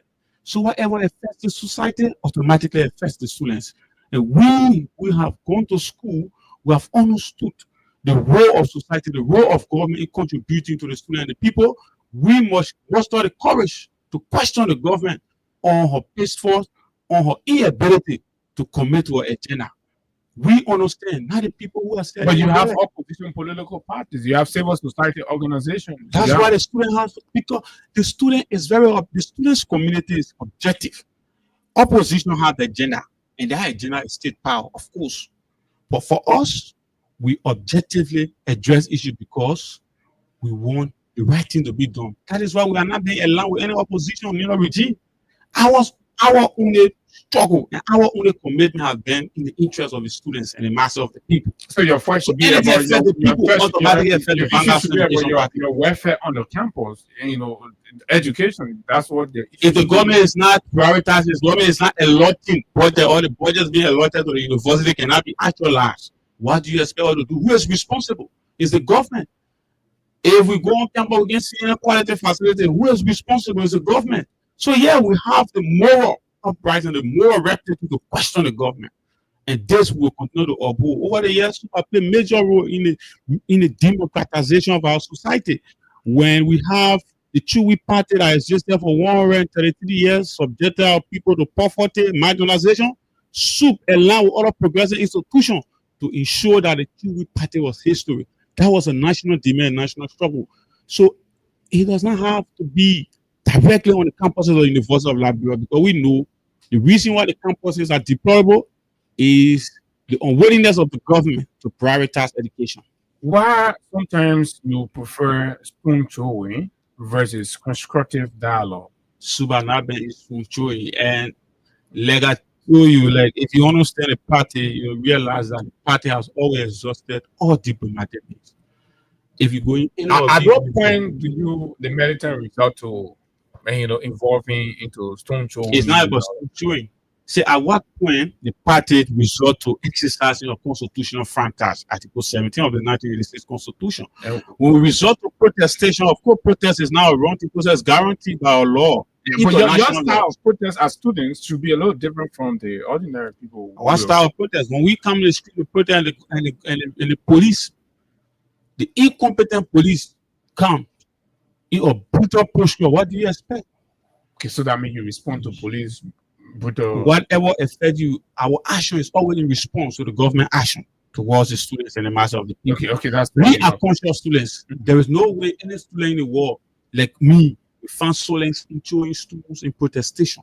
There are conditions that push us to the world. There are conditions that inspire us to have no alternative.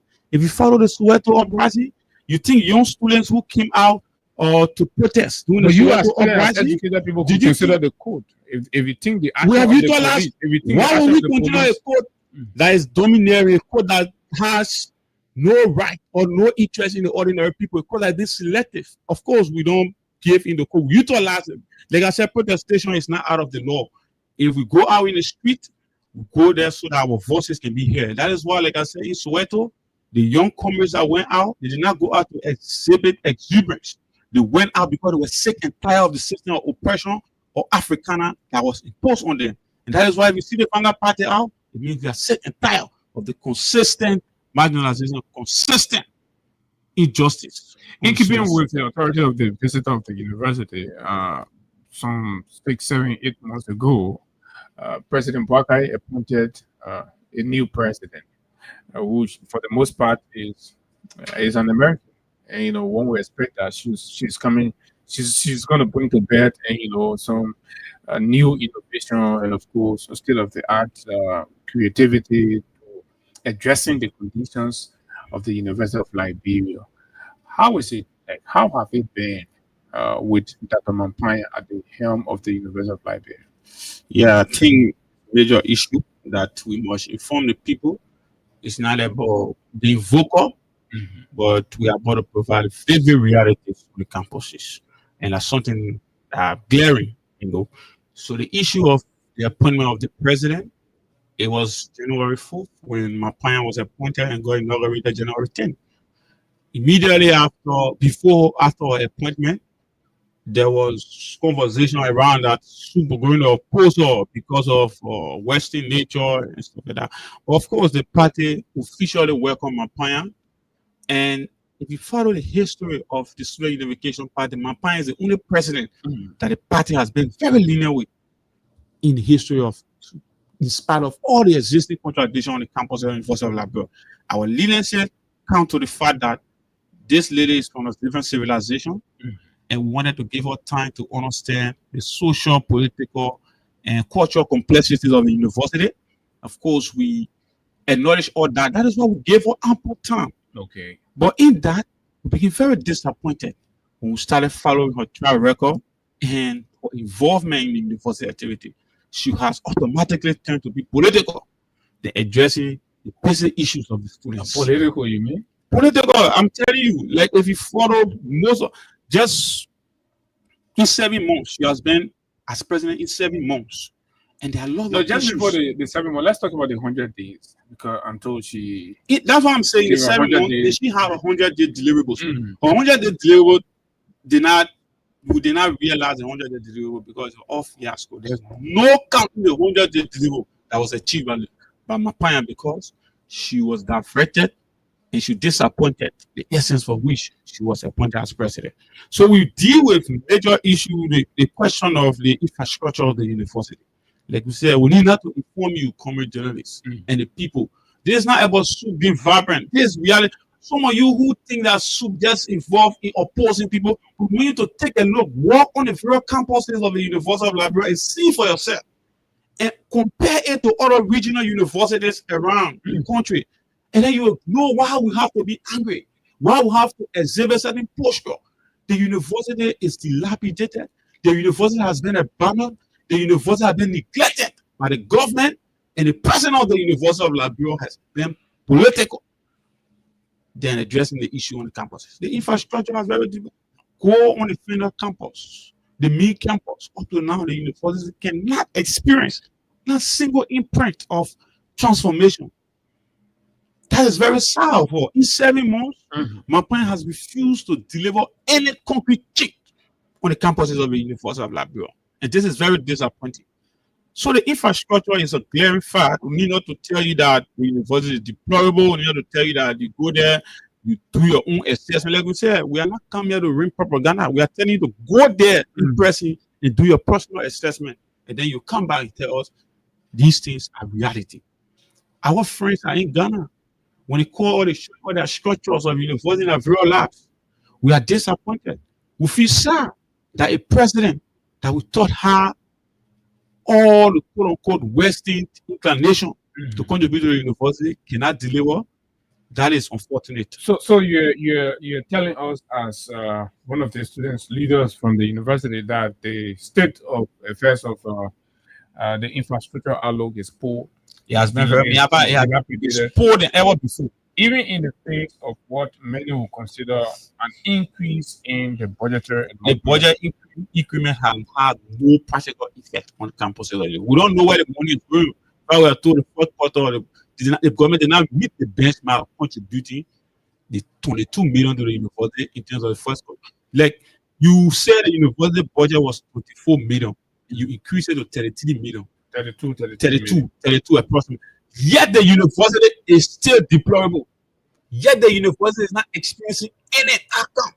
So what do you think? What do you think the problem is coming from? That is leadership failure. It's leadership crisis. On the part of who? On the part of the government, the government and the president of the University of Liberia. The president is not being sincere. And the president, let me tell you, the reason why. Don't you think, by the fact that you agree that there is insincerity on the part of the government, then you could be wrongfully accusing the university president? The university president. But once you give out the money, the university president is not exhibiting leadership. The reason why Mapanya was appointed, it was simple, so that she can generate fund for the university. How? When she was working at UCL, she brought the impression that she was generating 5 million plus as a grant. She know how to lobby and roll around. But as I speak to you, Mapanya has made tons of travels in an attempt to bring funding to the university, but she has failed. We don't know if she goes for travel, she was more different thing also. But that is only a question of fundraising, and which is part of 100-day deliverables. There is not a single fundraising, not a single. Mapanya has taken more from the university as compared to contributing to the university. We'll dive into that. So we want to deal after the infrastructure issue. We want to deal with the issue. It's sanitation, everything is falling on the infrastructure. Yeah, but let's specific, because I remember there were huge campaign and conversations around the poor condition of the bathrooms and in fact the lack of bathroom services. It's part of our project deliverables, ensuring that immediately address the issue of bathroom. But other than that, go on the federal camp. I'm telling you that females are using the bushes. How do you feel? People who think that SUP is against Mapanya or against the government, even how do you feel that the state-run university that females will be using bushes to attend the college? The bathrooms, we have been going live, check on the party platform. We have been going live, showing the bathrooms of the state-run university. Do you have water in the bathroom? Water in the bathroom. We see water. It's water. There is no running water. There is absolutely no running. If you go in most of the bathroom, you see lock. No water. Like I said, it's disappointing. We need not to tell you go out there and carry your camera for yourself, you understand the situation on the campuses. But let's deal with some of the major issues of Mapanya, for which the party has expressed clearly that Mapanya has no courage to manage the affairs of the University of Liberia. So we talked about the infrastructure, and fast forward, we are concerned about the semester. Mapanya talks about regularizing semester in 180 deliverables. But the semester of last year, we have first semester and a vacation school was suggested. And the intent of the vacation school was clearly stated that it was intended to cover up some courses that were left behind by some students. It was very optional. After the vacation school, the administration is coming back to tell the students that this coming semester will be first semester after we already done first semester with a vacation school. Considering vacation school as second semester that was optional with courses restriction when you're undergraduate. Wait. I mean, you mean the vacation school that was optional? Yeah. The University Authority is saying that it is was going to count as a second semester for the outgoing academic year. Sure. And then whatever you're about to commence will be first semester. That will be first semester. For academic year 2025. 2025. That is dictatorial. That is squarely against the future of the students. Like vacation school, we have courses limit of 3 courses or 9 credit hours to undergraduate, 2 courses to graduate professional school. After the vacation school, my parents is telling us that this coming semester will be first semester. We are yet to understand that. So we met her. We met her. Is that an official release to that effect? It's official. I have all that I can share with you. Yes. Like I said, I'll share with you after the show. I'll share all those. I'm telling you that the vacation school is being considered as second semester. While students still have second semester courses to do. Lots of students did not attend the vacation school because it was optional. And people who normally, most people who attend are people who want to graduate and left some courses. Was it free of charge? It was not free. Vacation school was paid for, but it was optional to everyone. Like Again, how much? The regular fees we pay. Okay. The regular fee we pay. We are still maintaining the 2,500. Yeah. 3,000 for registration, stuff like that, based on the free tuition policy. Okay. Yeah. So the vacation school is gone, and we have a semester coming that's supposed to stand as second semester, but the administration is saying first semester. How can we allow that? So that means those of you that did not attend the vacation school, what happened with your other first semester grade? That is a classic. Because if you attend the first semester, you did not attend the vacation school, you have to be waiting for the second semester. And now you're saying first semester, so you have to wait the entire semester finish. Then but that's the conversation the party need to have with the administration. We have had. That's what I'm saying. Maybe that semester you now will be doing your second semester now. So whatever you be doing will be counted because you already have a first semester.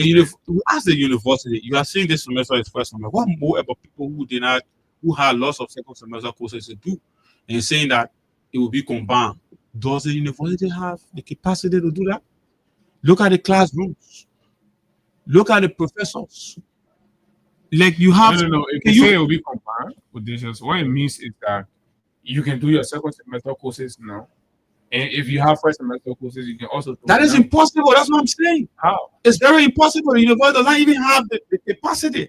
For example, if you have a single course to do, you are the only person supposed to do first semester course, because right now this semester will be second semester. The majority of students only level second semester courses.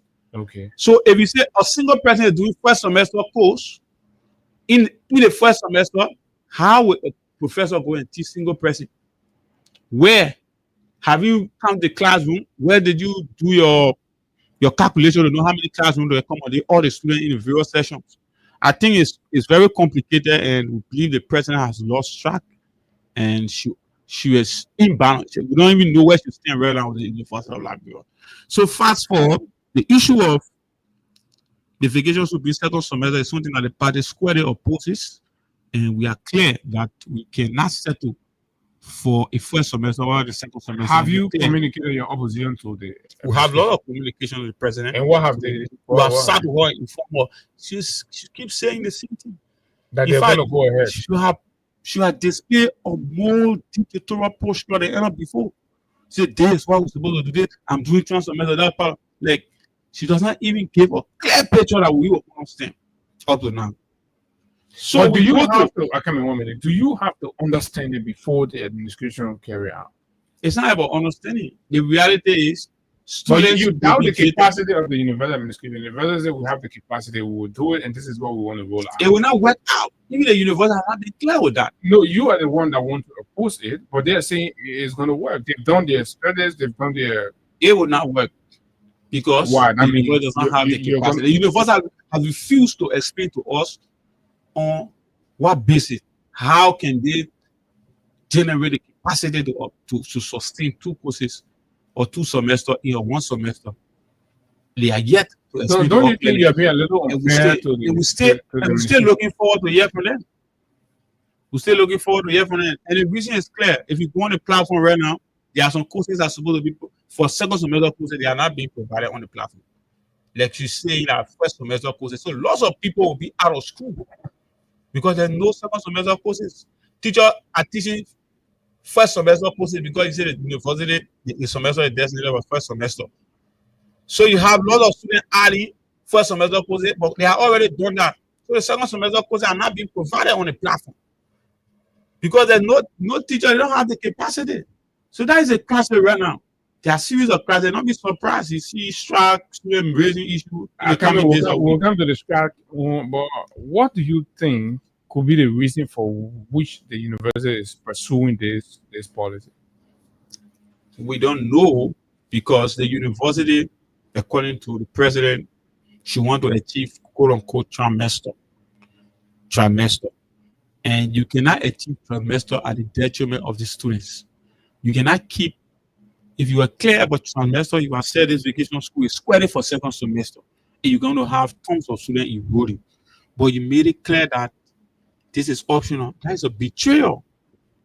So the trimester, the goal is to help you at least achieve your tertiary goals earlier and leave. And that's why we embrace the vacation school. But coming back to say the coming semester is first semester, that is a contradicting aspect of it, and it's very serious. So we go to the next issue of well, we get to illegal dismissal. We talk about no, we'll come to that. But let's talk about transportation means to commute to and through the university campus. I told you initially that SUP has been very lenient with the president, owing to all the factors, right? Last semester, the university did not have a single bus on the Fenner campus. And he was surprised that people say, oh, SUP did not protest. We met her and she was explaining that, oh, she's dressing, all the stuff. So give her a little chance. And we will not accept students going to school, especially the Fenner campus, without a single bus. If Waka does not want to contribute to the students, it should be very clear. If the president cannot be clear and fair with the students, she should resign as president, give chance to other people who might have the courage to contribute to the university. We believe that we have, for ample time, 7 months is not a small thing, and in 7 months you cannot effect any change. Believe that is a betrayal. And so there's a last semester. It's disappointing. There were no buses available to commit students to Fenner. Not at all. Not at all. Not a single bus. SUP said nothing. We made some strides. We protested. And then she explained to us, oh, she just come in and she's trying to handle that. It was based on the past administration, blah, blah, blah. So yes, SUP is not saying we are coming for another semester. You have no justification now. You show that you provide buses for the students. This is what we're very clear about. So the next issue, the issue of... Before that issue, are you getting any signal that the university have procured buses or made arrangement for buses? We have not had any clear signal on that. We have not. Yeah, so I think I will just talk about the issue of the illegal dismissal, which is very cardinal. And you saw of recent in April, the university dismissed 8 employees of the University of Liberia, the president, and suspended 1. Mr. Aaron Singbe was suspended for 3 months. For 8 months, the president suspended him for 8 months. And it was SUP as an institution, we not only struggle for the student. That's why we were concerned. It was all on the Dorkopo saga, Oh, the academic. the academic fraud. fraud. Yeah. So the Dorkopo academic fraud saga on the campus led to the dismissal of 8 employees and the suspension of 1. So But yeah, that was welcoming. it was so welcoming. Even the party welcomed it. But the party was concerned about how the dismissal came about. Like we said, SUP does not only advocate for the students, we advocate for everyone. When anyone is affected by injustice, also, of course, SUP will be around. SUP advocates for the staff, the faculty, the students, and the people. So we were concerned. We say, yeah, that's a great step and courageous step of the president to dismiss people linked to academic fraud. And so we asked the president, we say, you believe in integrity and transparency. Can you make available the report that informed your decision to dismiss 8 employees? Mind you, there was a committee set up. The first committee that was set up by the interim president, Dr. Hassan Conte, it was discarded. And the second committee was set up, headed by Dr. Kula Thompson. And this committee came out with a full report based on a methodologies and recommendations. So a recommendation was effectuated by the president. According to her, the recommendation of the report clearly said that 8 employees be dismissed and 1 be suspended for 3 months. What did the committee find on those 8 employees? We don't know, because the report has not been made available. Really? SUP has been demanding the report. Before SUP even came out publicly to demand a report, we wrote the administration. Say we need a report. We need to examine the report. We are not going out to go be publishing. If you don't want to make a report public, make a report available to the party, because you are clear and your points are legitimate of dismissing 8 employees. You don't need to be scared in publishing a report that inform your decision. So we wrote the administration did not reply us. We came up with a press statement threatening protest if the report cannot be made available. It was of recent when the University Faculty Association decided to come up with 1 more ultimatum of series of issues that need to be addressed. And part of it was demanding the report. The same report. The Faculty Association demanded the same report that informed the president's decision to dismiss 8 employees of the university suspended. Well, are you doubtful of the reason why they were suspended? It's not about being doubtful. It's about being clear and objective on both sides. Of course, the president might use the situation of Dorkopo to target individuals. It's obvious. If the president is clear, is that what you're if the president is not doubtful of anything, why not the party suspecting that? Because the delay of the report obviously was not having a doubt. Are you questioning that? But there's the aspect. After offer demanded the report, what did the president do? She came up with a summary of the report. A summary of the report, indicating the recommendation of the committee report, saying that the committee recommended that 8 persons be dismissed, 8 employees be dismissed, with 1 person being suspended for 3 months. But the president also had a recommendation of the report suspended someone for 8 months. He's in that contradiction. Go and check up the suspension. She is yet to judge it. Well, if you are, but you have not seen the report. How did you know that? That I said was based on her own summary of the report. Okay, in the summary, she had not made public the full report. Okay, and all of methodology. She did a summary of the report, saying that the report recommended that Mr. Aaron Singley be suspended for 3 months, but she went ahead and suspended him for 8 months. It had been almost 4 months since Aaron Singley was suspended. But do you understand the gravity of Aaron Singley's involvement in the fraud? It's not about gravity. It's about understanding the report. We are not being involved in the investigation. That is an academic institution. A fraud is uncovered, and the people alleged to have been involved, and investigation is conducted. And we are not doubting the investigation. We are concerned about the outcome of the investigation in terms of the full report. I'm saying that the report recommended 3 months suspension, and the president suspended for 8 months. You're against the penalties. Why? You think the penalties are harsh? It's not about harsh. We think the president must be very honest and make available the report that inform her decision. What is a party suspicion? What is a party suspicion? The responsibility that the president uses the situation to target individual. And the first step, who are some of those individuals you think? It is we don't know. It's because she's refused. Even Singh is a patent right now because you know that. Why do you think the president will target Singh, for example? The report recommended that Singh be dismissed be suspended for 3 months, and Mapanya suspended him 8 months. How can you reconcile that? And then you think Mapanya is targeting Singh? It's not about targeting. I think Mapanya is operating outside the recommendation of the committee reports, and there is something suspicious about that. Suspicious. Very suspicious. If the report say suspend this person for 3 months, it's based on the report's own methodologies and investigation of death. And it said this person penalty is 3 months suspension. And you, Mapanya, suspended such person for 8 months. Isn't that a contradiction? That is being unfair. It shows that Mapanya has motive. You don't do that to people. If you were given a recommendation, you effectuating the recommendation, made available the report, we understand. But going outside the recommendation shows who you are. It exposes the corrupt nature of the report.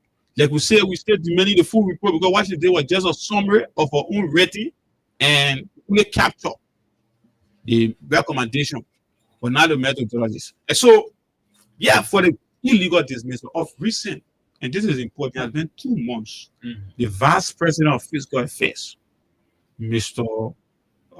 Asset Garnett, he was dismissed. Asset Garnett. Yeah, he was dismissed by the president. For what? We managed to have investigated, and we met the president. Vice President of Fiscal Affairs. He was dismissed by the president 2 months ago. And we managed to have read the dismissal letter and we realized that the president is probably being used. There was no due process. We're not saying people cannot be dismissed. You read the dismissal letter. What was in there? What was the man dismissed for? Because the man did not respond to our email. I'm telling you, I will share with you. The man did not respond to our email, and the man had not been. Nothing linked to corruption. Even anything linked to corruption, there must be full investigation and justifiable empirical evidence show that yes, this person was linked to certain acts. Is this still in the dismissal letter now? Because he did not. Everything is stated there. Maybe that could be out of gross. Here's the thing: give people due process. Like there are laws in this country, have labor laws. Like the government has refused. What if the students everyone come and dismiss Mapanya for not adhering to our so-called 100-day deliverables? Why can't we say, oh, Mapanya, the president can say, oh, Mapanya had to step down because he didn't adhere to your promise? You have to give people. But that's the priority and standard of the president. Mapanya has her own standards, right? So you can't impose that on the president. For the president, if the president is, that's what we are saying. Less affair. That's what we are saying. You store that it's all right to dismiss. Say, yeah, but there are laws in this country. If someone does anything that violates, your proceeding or you invite the person, give the person warning letter, dismiss before dismiss, or you can even suspend the person and stuff like that. Even give them due process to justify. But you just dismiss people, and then the contracting partner after dismissing the fiscal affairs should immediately draw a political figure called Lester Tenney. Dr. Lester Tenney. When Dr. Lester Tenney came, what did he do? He started looting the university. To have evidence. I'm not just saying Lester Tenney is all over the place. I'm telling you. You know what connection does she have with Lester Tenney to be having? So then you should understand that probably it's from a bigger hand. That is unfortunate for us. Academic institution being politicized, being used, being politicized at the detriment of the students. And who do you hold responsible for that? We hold Mapanya, we hold the president. Mapanya has allowed herself to be used. And Mapanya is not fit to manage the university. She's not fit.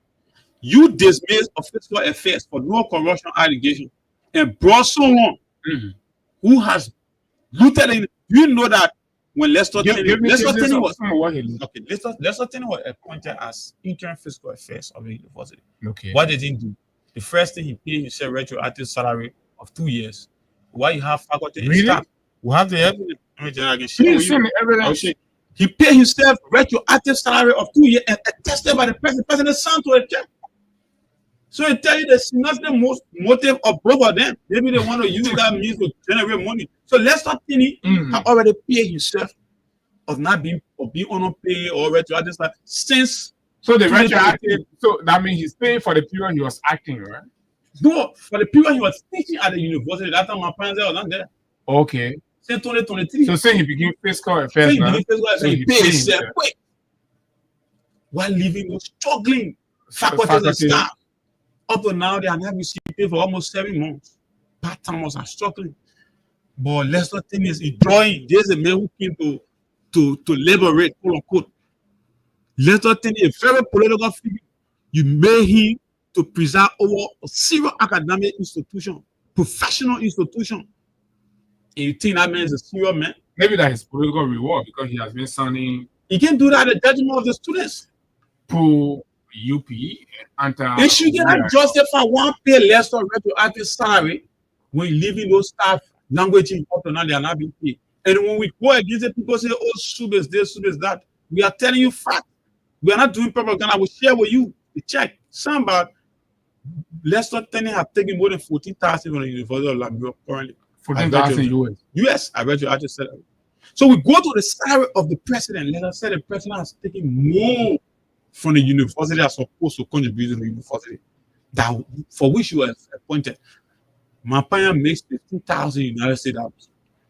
It's clear evidence Mapaya makes 7,300 non-taxable from the university. It should make 7,700 taxable from the government. It's 15,000. In 7 months, Mapaya made almost $21 million. Who are contributing any company if you're the campus of the University of Liberia in salary. Right? In salary. That's a legal earning. Do you know the you can't blame her for that now because that's what the government, the university agreed the to harmonization law or decentralization and harmonization law of 2019 was clear that no minister in this country makes more than 8,000 United States. It's Mapaya minister. Mapaya is the president of the University of Liberia and she's making 15,000 and not contributing. And then later is telling Baga that she has come to generate funds for the university, but she's taking from the university and makes this diploma continue 15,000. Okay. That is not being progressive. That is being anti-progressive. And Mapaya does not have the courage, the will to effect any change. That's so what Super saying. Since Lester came, what kind of fiscal reform? There have not been any reform. You have just been targeting. If I can show you messages of Lester texting employees and staff, threatening them that I'm back, I will ensure that you'll be dismissed. This is how the university is right now. I'm telling you, the university is not making any progress. The university is stagnated. There is no progress right now. And even the president himself is confused. And Soup is there. It's corrupt. And Soup is there sitting, doing nothing. And we need to inform the people. Part of the reason I'm here is to inform the people of the situation. The man has collected over, like you said, how much? 14? It is not late. It is not late. So you wait the people take. If we just come out and start protesting, people won't understand the nature of it because we are informing. That's what I'm doing now. We are informing the people of what happened. They're taking the money already. We are informing the people. We will take our stance in the coming days or whatever time. But we want to tell you that these are some of the situations on the campuses of the University of Liberia. Mapaya has disappointed the young people, especially the Vanguard Education Party, thinking that she coming from civilization that relies squarely on the rule of law. She cannot give due process for people. You dismiss people because you feel that it's your right. No one does that. We're going to the phone line shortly. So now, just to close up and then we'll take us, what Soup intends to do to address all of these misgivings? Soup has utilized all the intellectual aspect of everything we have written. Mapaya will have written the government informing of the situation, but there is no outcome. There is no outcome. So, of course, we are clear that Mapaya cannot manage the university. should either resign or give chance for the university. We cannot jeopardize the future of the university to someone who has been confused and being used by political people to amass wealth. Confidence of the president. To amass wealth. She still enjoys the confidence of the Vanguard Party. So your leader, Soup is on campus, and Soup is saying that these are the situations on campus, and we cannot jeopardize our education, not even from Mr. Parker. Okay. His name is Odysseus Moba. He's the Secretary General of the Student Unification Party. And of course, we've been talking the University of Liberal Matters here, cross-cutting a lot of issues, whether it's the infrastructural dilapidation, the sanitary condition, the transportation constraints, and of course, matters of illegal dismissals, and of course, financial improprieties. Everything has been discussed here. It's your turn. Let's hear you.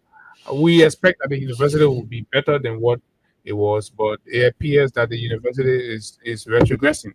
What's your take? 0776 104 104 086 500 104 plus 231 886 500 104 are the numbers to call, and let's hear you. So the young people are saying, we don't want to take the script, we won't talk, we won't bring it up for you to hear it and see what we all can do together. So they're here and they have spoken. Hello, good morning. Hello. Good morning. Good morning. Good morning. Yes, I'm William Adolfo from the People Republic of Senegal. Let me say good morning to our SU, the chief of the Vanguard Party, the man who crosses the sea and does the art of our institution, who is sophisticated than President of the Republic of Liberia. Let's be clear that the Martin is a typology of a slave master in Bouaka who came to maximize wealth at the children of the ordinary people on the campuses. She came in the mindset of fulfilling our university. So we don't have to stop the Bragadosium and put the work of the Liberian people. Stop the working the Bragadosium? Which we give the just this Bragadosium. Bragadosium. Oh, okay. All right. Thank you. Thank you very much. Stop the empty test beat. Okay. Good morning. Good morning. Good morning. I'm Ibrahim Sioki calling from 20th Street. Go ahead. Okay, thank you very much for me. I have a question. You know, there's something coming out of the video. When you say recommend, is that the final judgment? They said that you need to recommend to the president of the University of Liberia. Okay, the final who is the ruling. So who set up the you're talking about the suspension committee? Thank you. Recommend is that a final judgment? Yeah, okay, the committee. So why the committee recommend that 8 persons be dismissed? Why didn't she dismiss at least 4 or 5? Okay, so your point is he the president fair for you?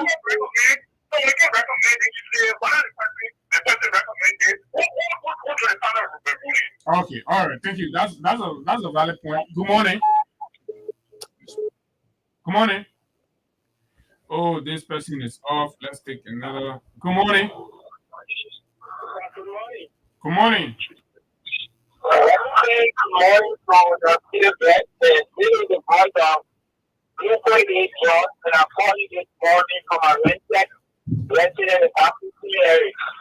ahead. Let me make a point. And one point here is that I want to agree with you with the current position of the university. That means the building structure, the nation renovation. And I agree with you what your advocacy on the issue of completing out the university campus. I do agree with you. And the way I have something the issue is the issue of suspension and that is still now with this. Yeah, so what is your disagreement? State your disagreement quickly. Is that we cannot continue to be the government scheme as we want to be it. Okay, thank you very much. Good morning. Good morning, you're live. Let's hear you. Yeah, my name is Marcus Moore. I'm calling from New Georgia. Yeah, you know that my son is video. He was not crying more than the rich. Okay. They were the same people that were campaigning for Bouaka. They were the same people that But I hope people voted for Bwagana. So let Pamela we are not talking that one. You will not start more than they believe. No, they are the students. They can advocate. They advocating. So nobody more advocate. They advocated led us to where we are today. They advocated led us to where we are today. So they should be able to embrace it. They should not cry. They don't need the other crying. They should not cry. Okay, thank you very much. Good morning. Good morning. Good morning, sir. You're live. Let's hear you. Like I was saying, whether you made your point, another person. Good morning. Good morning. How are you? Yeah, fine. Let's hear you. Yeah, my name is Emmanuel Play-Namwe, and I call you from Makari, Mantitan Belt. I want to appreciate the Education Party in the studio there. My point here is that the president in Dr. Papaya, she has violated the rule of law. In 2019, she has violated the rule of law and stand as one of the pillars of this arrest agenda. So what kind of rule of law? What kind of rule of law is violated? The 2019 Harmonization and Standardization Act that says no government appointee should make more than $8,000. So does Mampaya pay herself? After Mampaya, is she paying herself? This is what we are saying. The government. Yeah, so she's a receiver. How do you? The government of this country, headed by Joseph Boakai, is violating this act. Okay, all right. Thank you very much. We'll have to hold you there. Good morning. Good morning. Morning. Yeah. I'm a serious caller. No, but you made your point now, my friend. Tell the people one time. Hello, good morning. Good morning, sir. Good morning, sir. Let's hear you. Good morning to let's see our party and prosper if you could have fallen for tomorrow. And good morning to the propaganda of our party. Why you disagree with it with the LZ? How can I disagree with LZ when the LZ is saying everything that's happening in the university? So gather down, that would be clear with the thing. Over time, we are getting left on time that I'm applying to perform. Because we feel that someone in the situation in the university is not the first, the foreign personnel, right? But over time, she are proving everything wrong. The way in which she proceed, there's a woman that is running the university on the basis of social media comments. Can't be on other people leading or educational system or educational system on social media posting on people. And people who are not in the university want to go on our post comment or this automatically try to put on the university. Over time, there's thank you very much. Let me take 3 more calls. Good morning. Morning. Good morning. My name is Leo Sikiko. I'm calling from Broad Street. Leo, the students are saying that the Mampaya has disappointed. What do you think? In this world we live in, my brother, you know what you think you have it. The day that we all people will be serving the University of Liberia. The question I was in the president to see you there. You should disrupt everything the thing. Because I don't know that they have to make it a different because so tomorrow they can say what it will happen. Do you care about the validity of the argument or you only concerned about the disruption or order? I give me this one. I'm not even going to you put that order together and consider what try to do a change. Okay. It's too late. Let's take the second to the last. Morning. Yeah, after ceremony, I'm not sure anything. So what is your name? I'm William. Okay, well, you see, that thing is, yeah, why dragging him around? Morning. Yeah, good morning. Yeah, morning. Yeah, we're gonna get fired. Go ahead. You were the voice of appointing the judge, and I'm talking up, and I have a point. But you go, you made a point now. They think that one minute we get. My point wasn't made clear. Yeah, but you can present your whole thesis right here now, bro. Yeah, time is up. Thank you very much. I'm sorry. I wish I had sufficient time to give you, but just 1 minute, 30 seconds. Be able to make some points, and then that's it. So, but Mr. Secretary, you listen to the callers. How do you like to lead us? Yeah, I'll just Some agree, some disagree. yeah, obviously it's not unexpected. I will just quickly respond to someone who said that Mapanya has the right to implement whatever recommendation also. But Mapanya, But do you agree with that? what I agree with that, The or committee not, will recommend. It's in her purview. preview, why she didn't suspend one person when the committee said 8 persons? But that is within her discretion. But you want to Why is her she not discretion. publishing the report that informs her decision? That's another conversation. But in terms of the decision she takes finally, it's within her discretion. You gotta accept that. So which reliance? How can that, based on which reliance? The fact that she's the constitutional authority, she constituted a committee. She the committee constituted did a its committee, job and send the report to and the her. committee She sent will a decide report to ignore it. She decided to with ignore it. a recommendation. Mhm. And she did not give due process in the first place to all those. But there was But a for the committee fact that- set up. Isn't that due process? If, There was if, the, investigation. if why can't she adhere to the committee recommendation? But that's what she did. She She followed the didn't recommendation. fully, because we have not even gotten the full report of the committee So what is recommendation. your definition of due process after a committee We have set not up gotten the full investigation is report. done? Our information is based on her summary of the report, which should only indicate the recommendation of the report. Okay, Why so will you even basically you indicate- only want to see the Why full in her report, summary right? of the report she did not indicate that, oh yeah, I suspended this person for 8 months. But she said, I adhere fully, 100%. When I read her report, I'll share with you. She said, I fully adhere to the recommendation of the report. To suspend. To whatever recommendation of the report, whatever recommendation the report gave. And part of the And part of the recommendation was that, recommendation was suspend 3 months. Was that fully adhering to the recommendation when you suspended 8 and months? then when she reads the That you justifying for her, or I'm telling you that that's the summary of the report. the devil's advocate. So That's that what I'm we- telling you now, that in her summary of report saying that the recommendation implied that Mr. Aaron may be suspended for 3 months, and he adhering to the full recommendation, she went also to suspend for 8 months. Isn't that questionable? Aaron is a good man, right? Whether he's a good man or not, I have not personally interacted with him based on her summary of the report. That's what I'm responding to. And But again, you're we are demanding.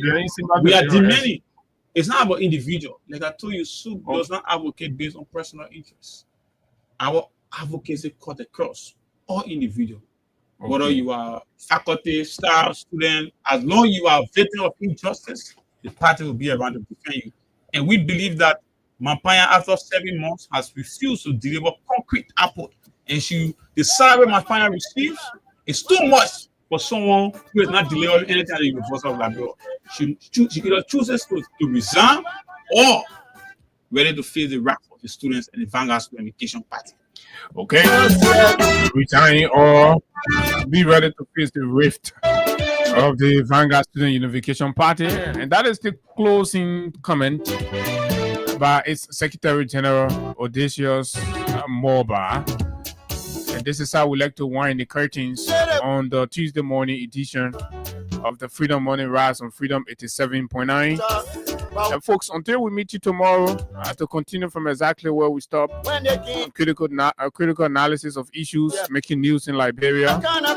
My name is Abu Sharif, and of course, Higa Gona is here as always. Until we see you tomorrow, do have yourself a wonderful time. Bye-bye.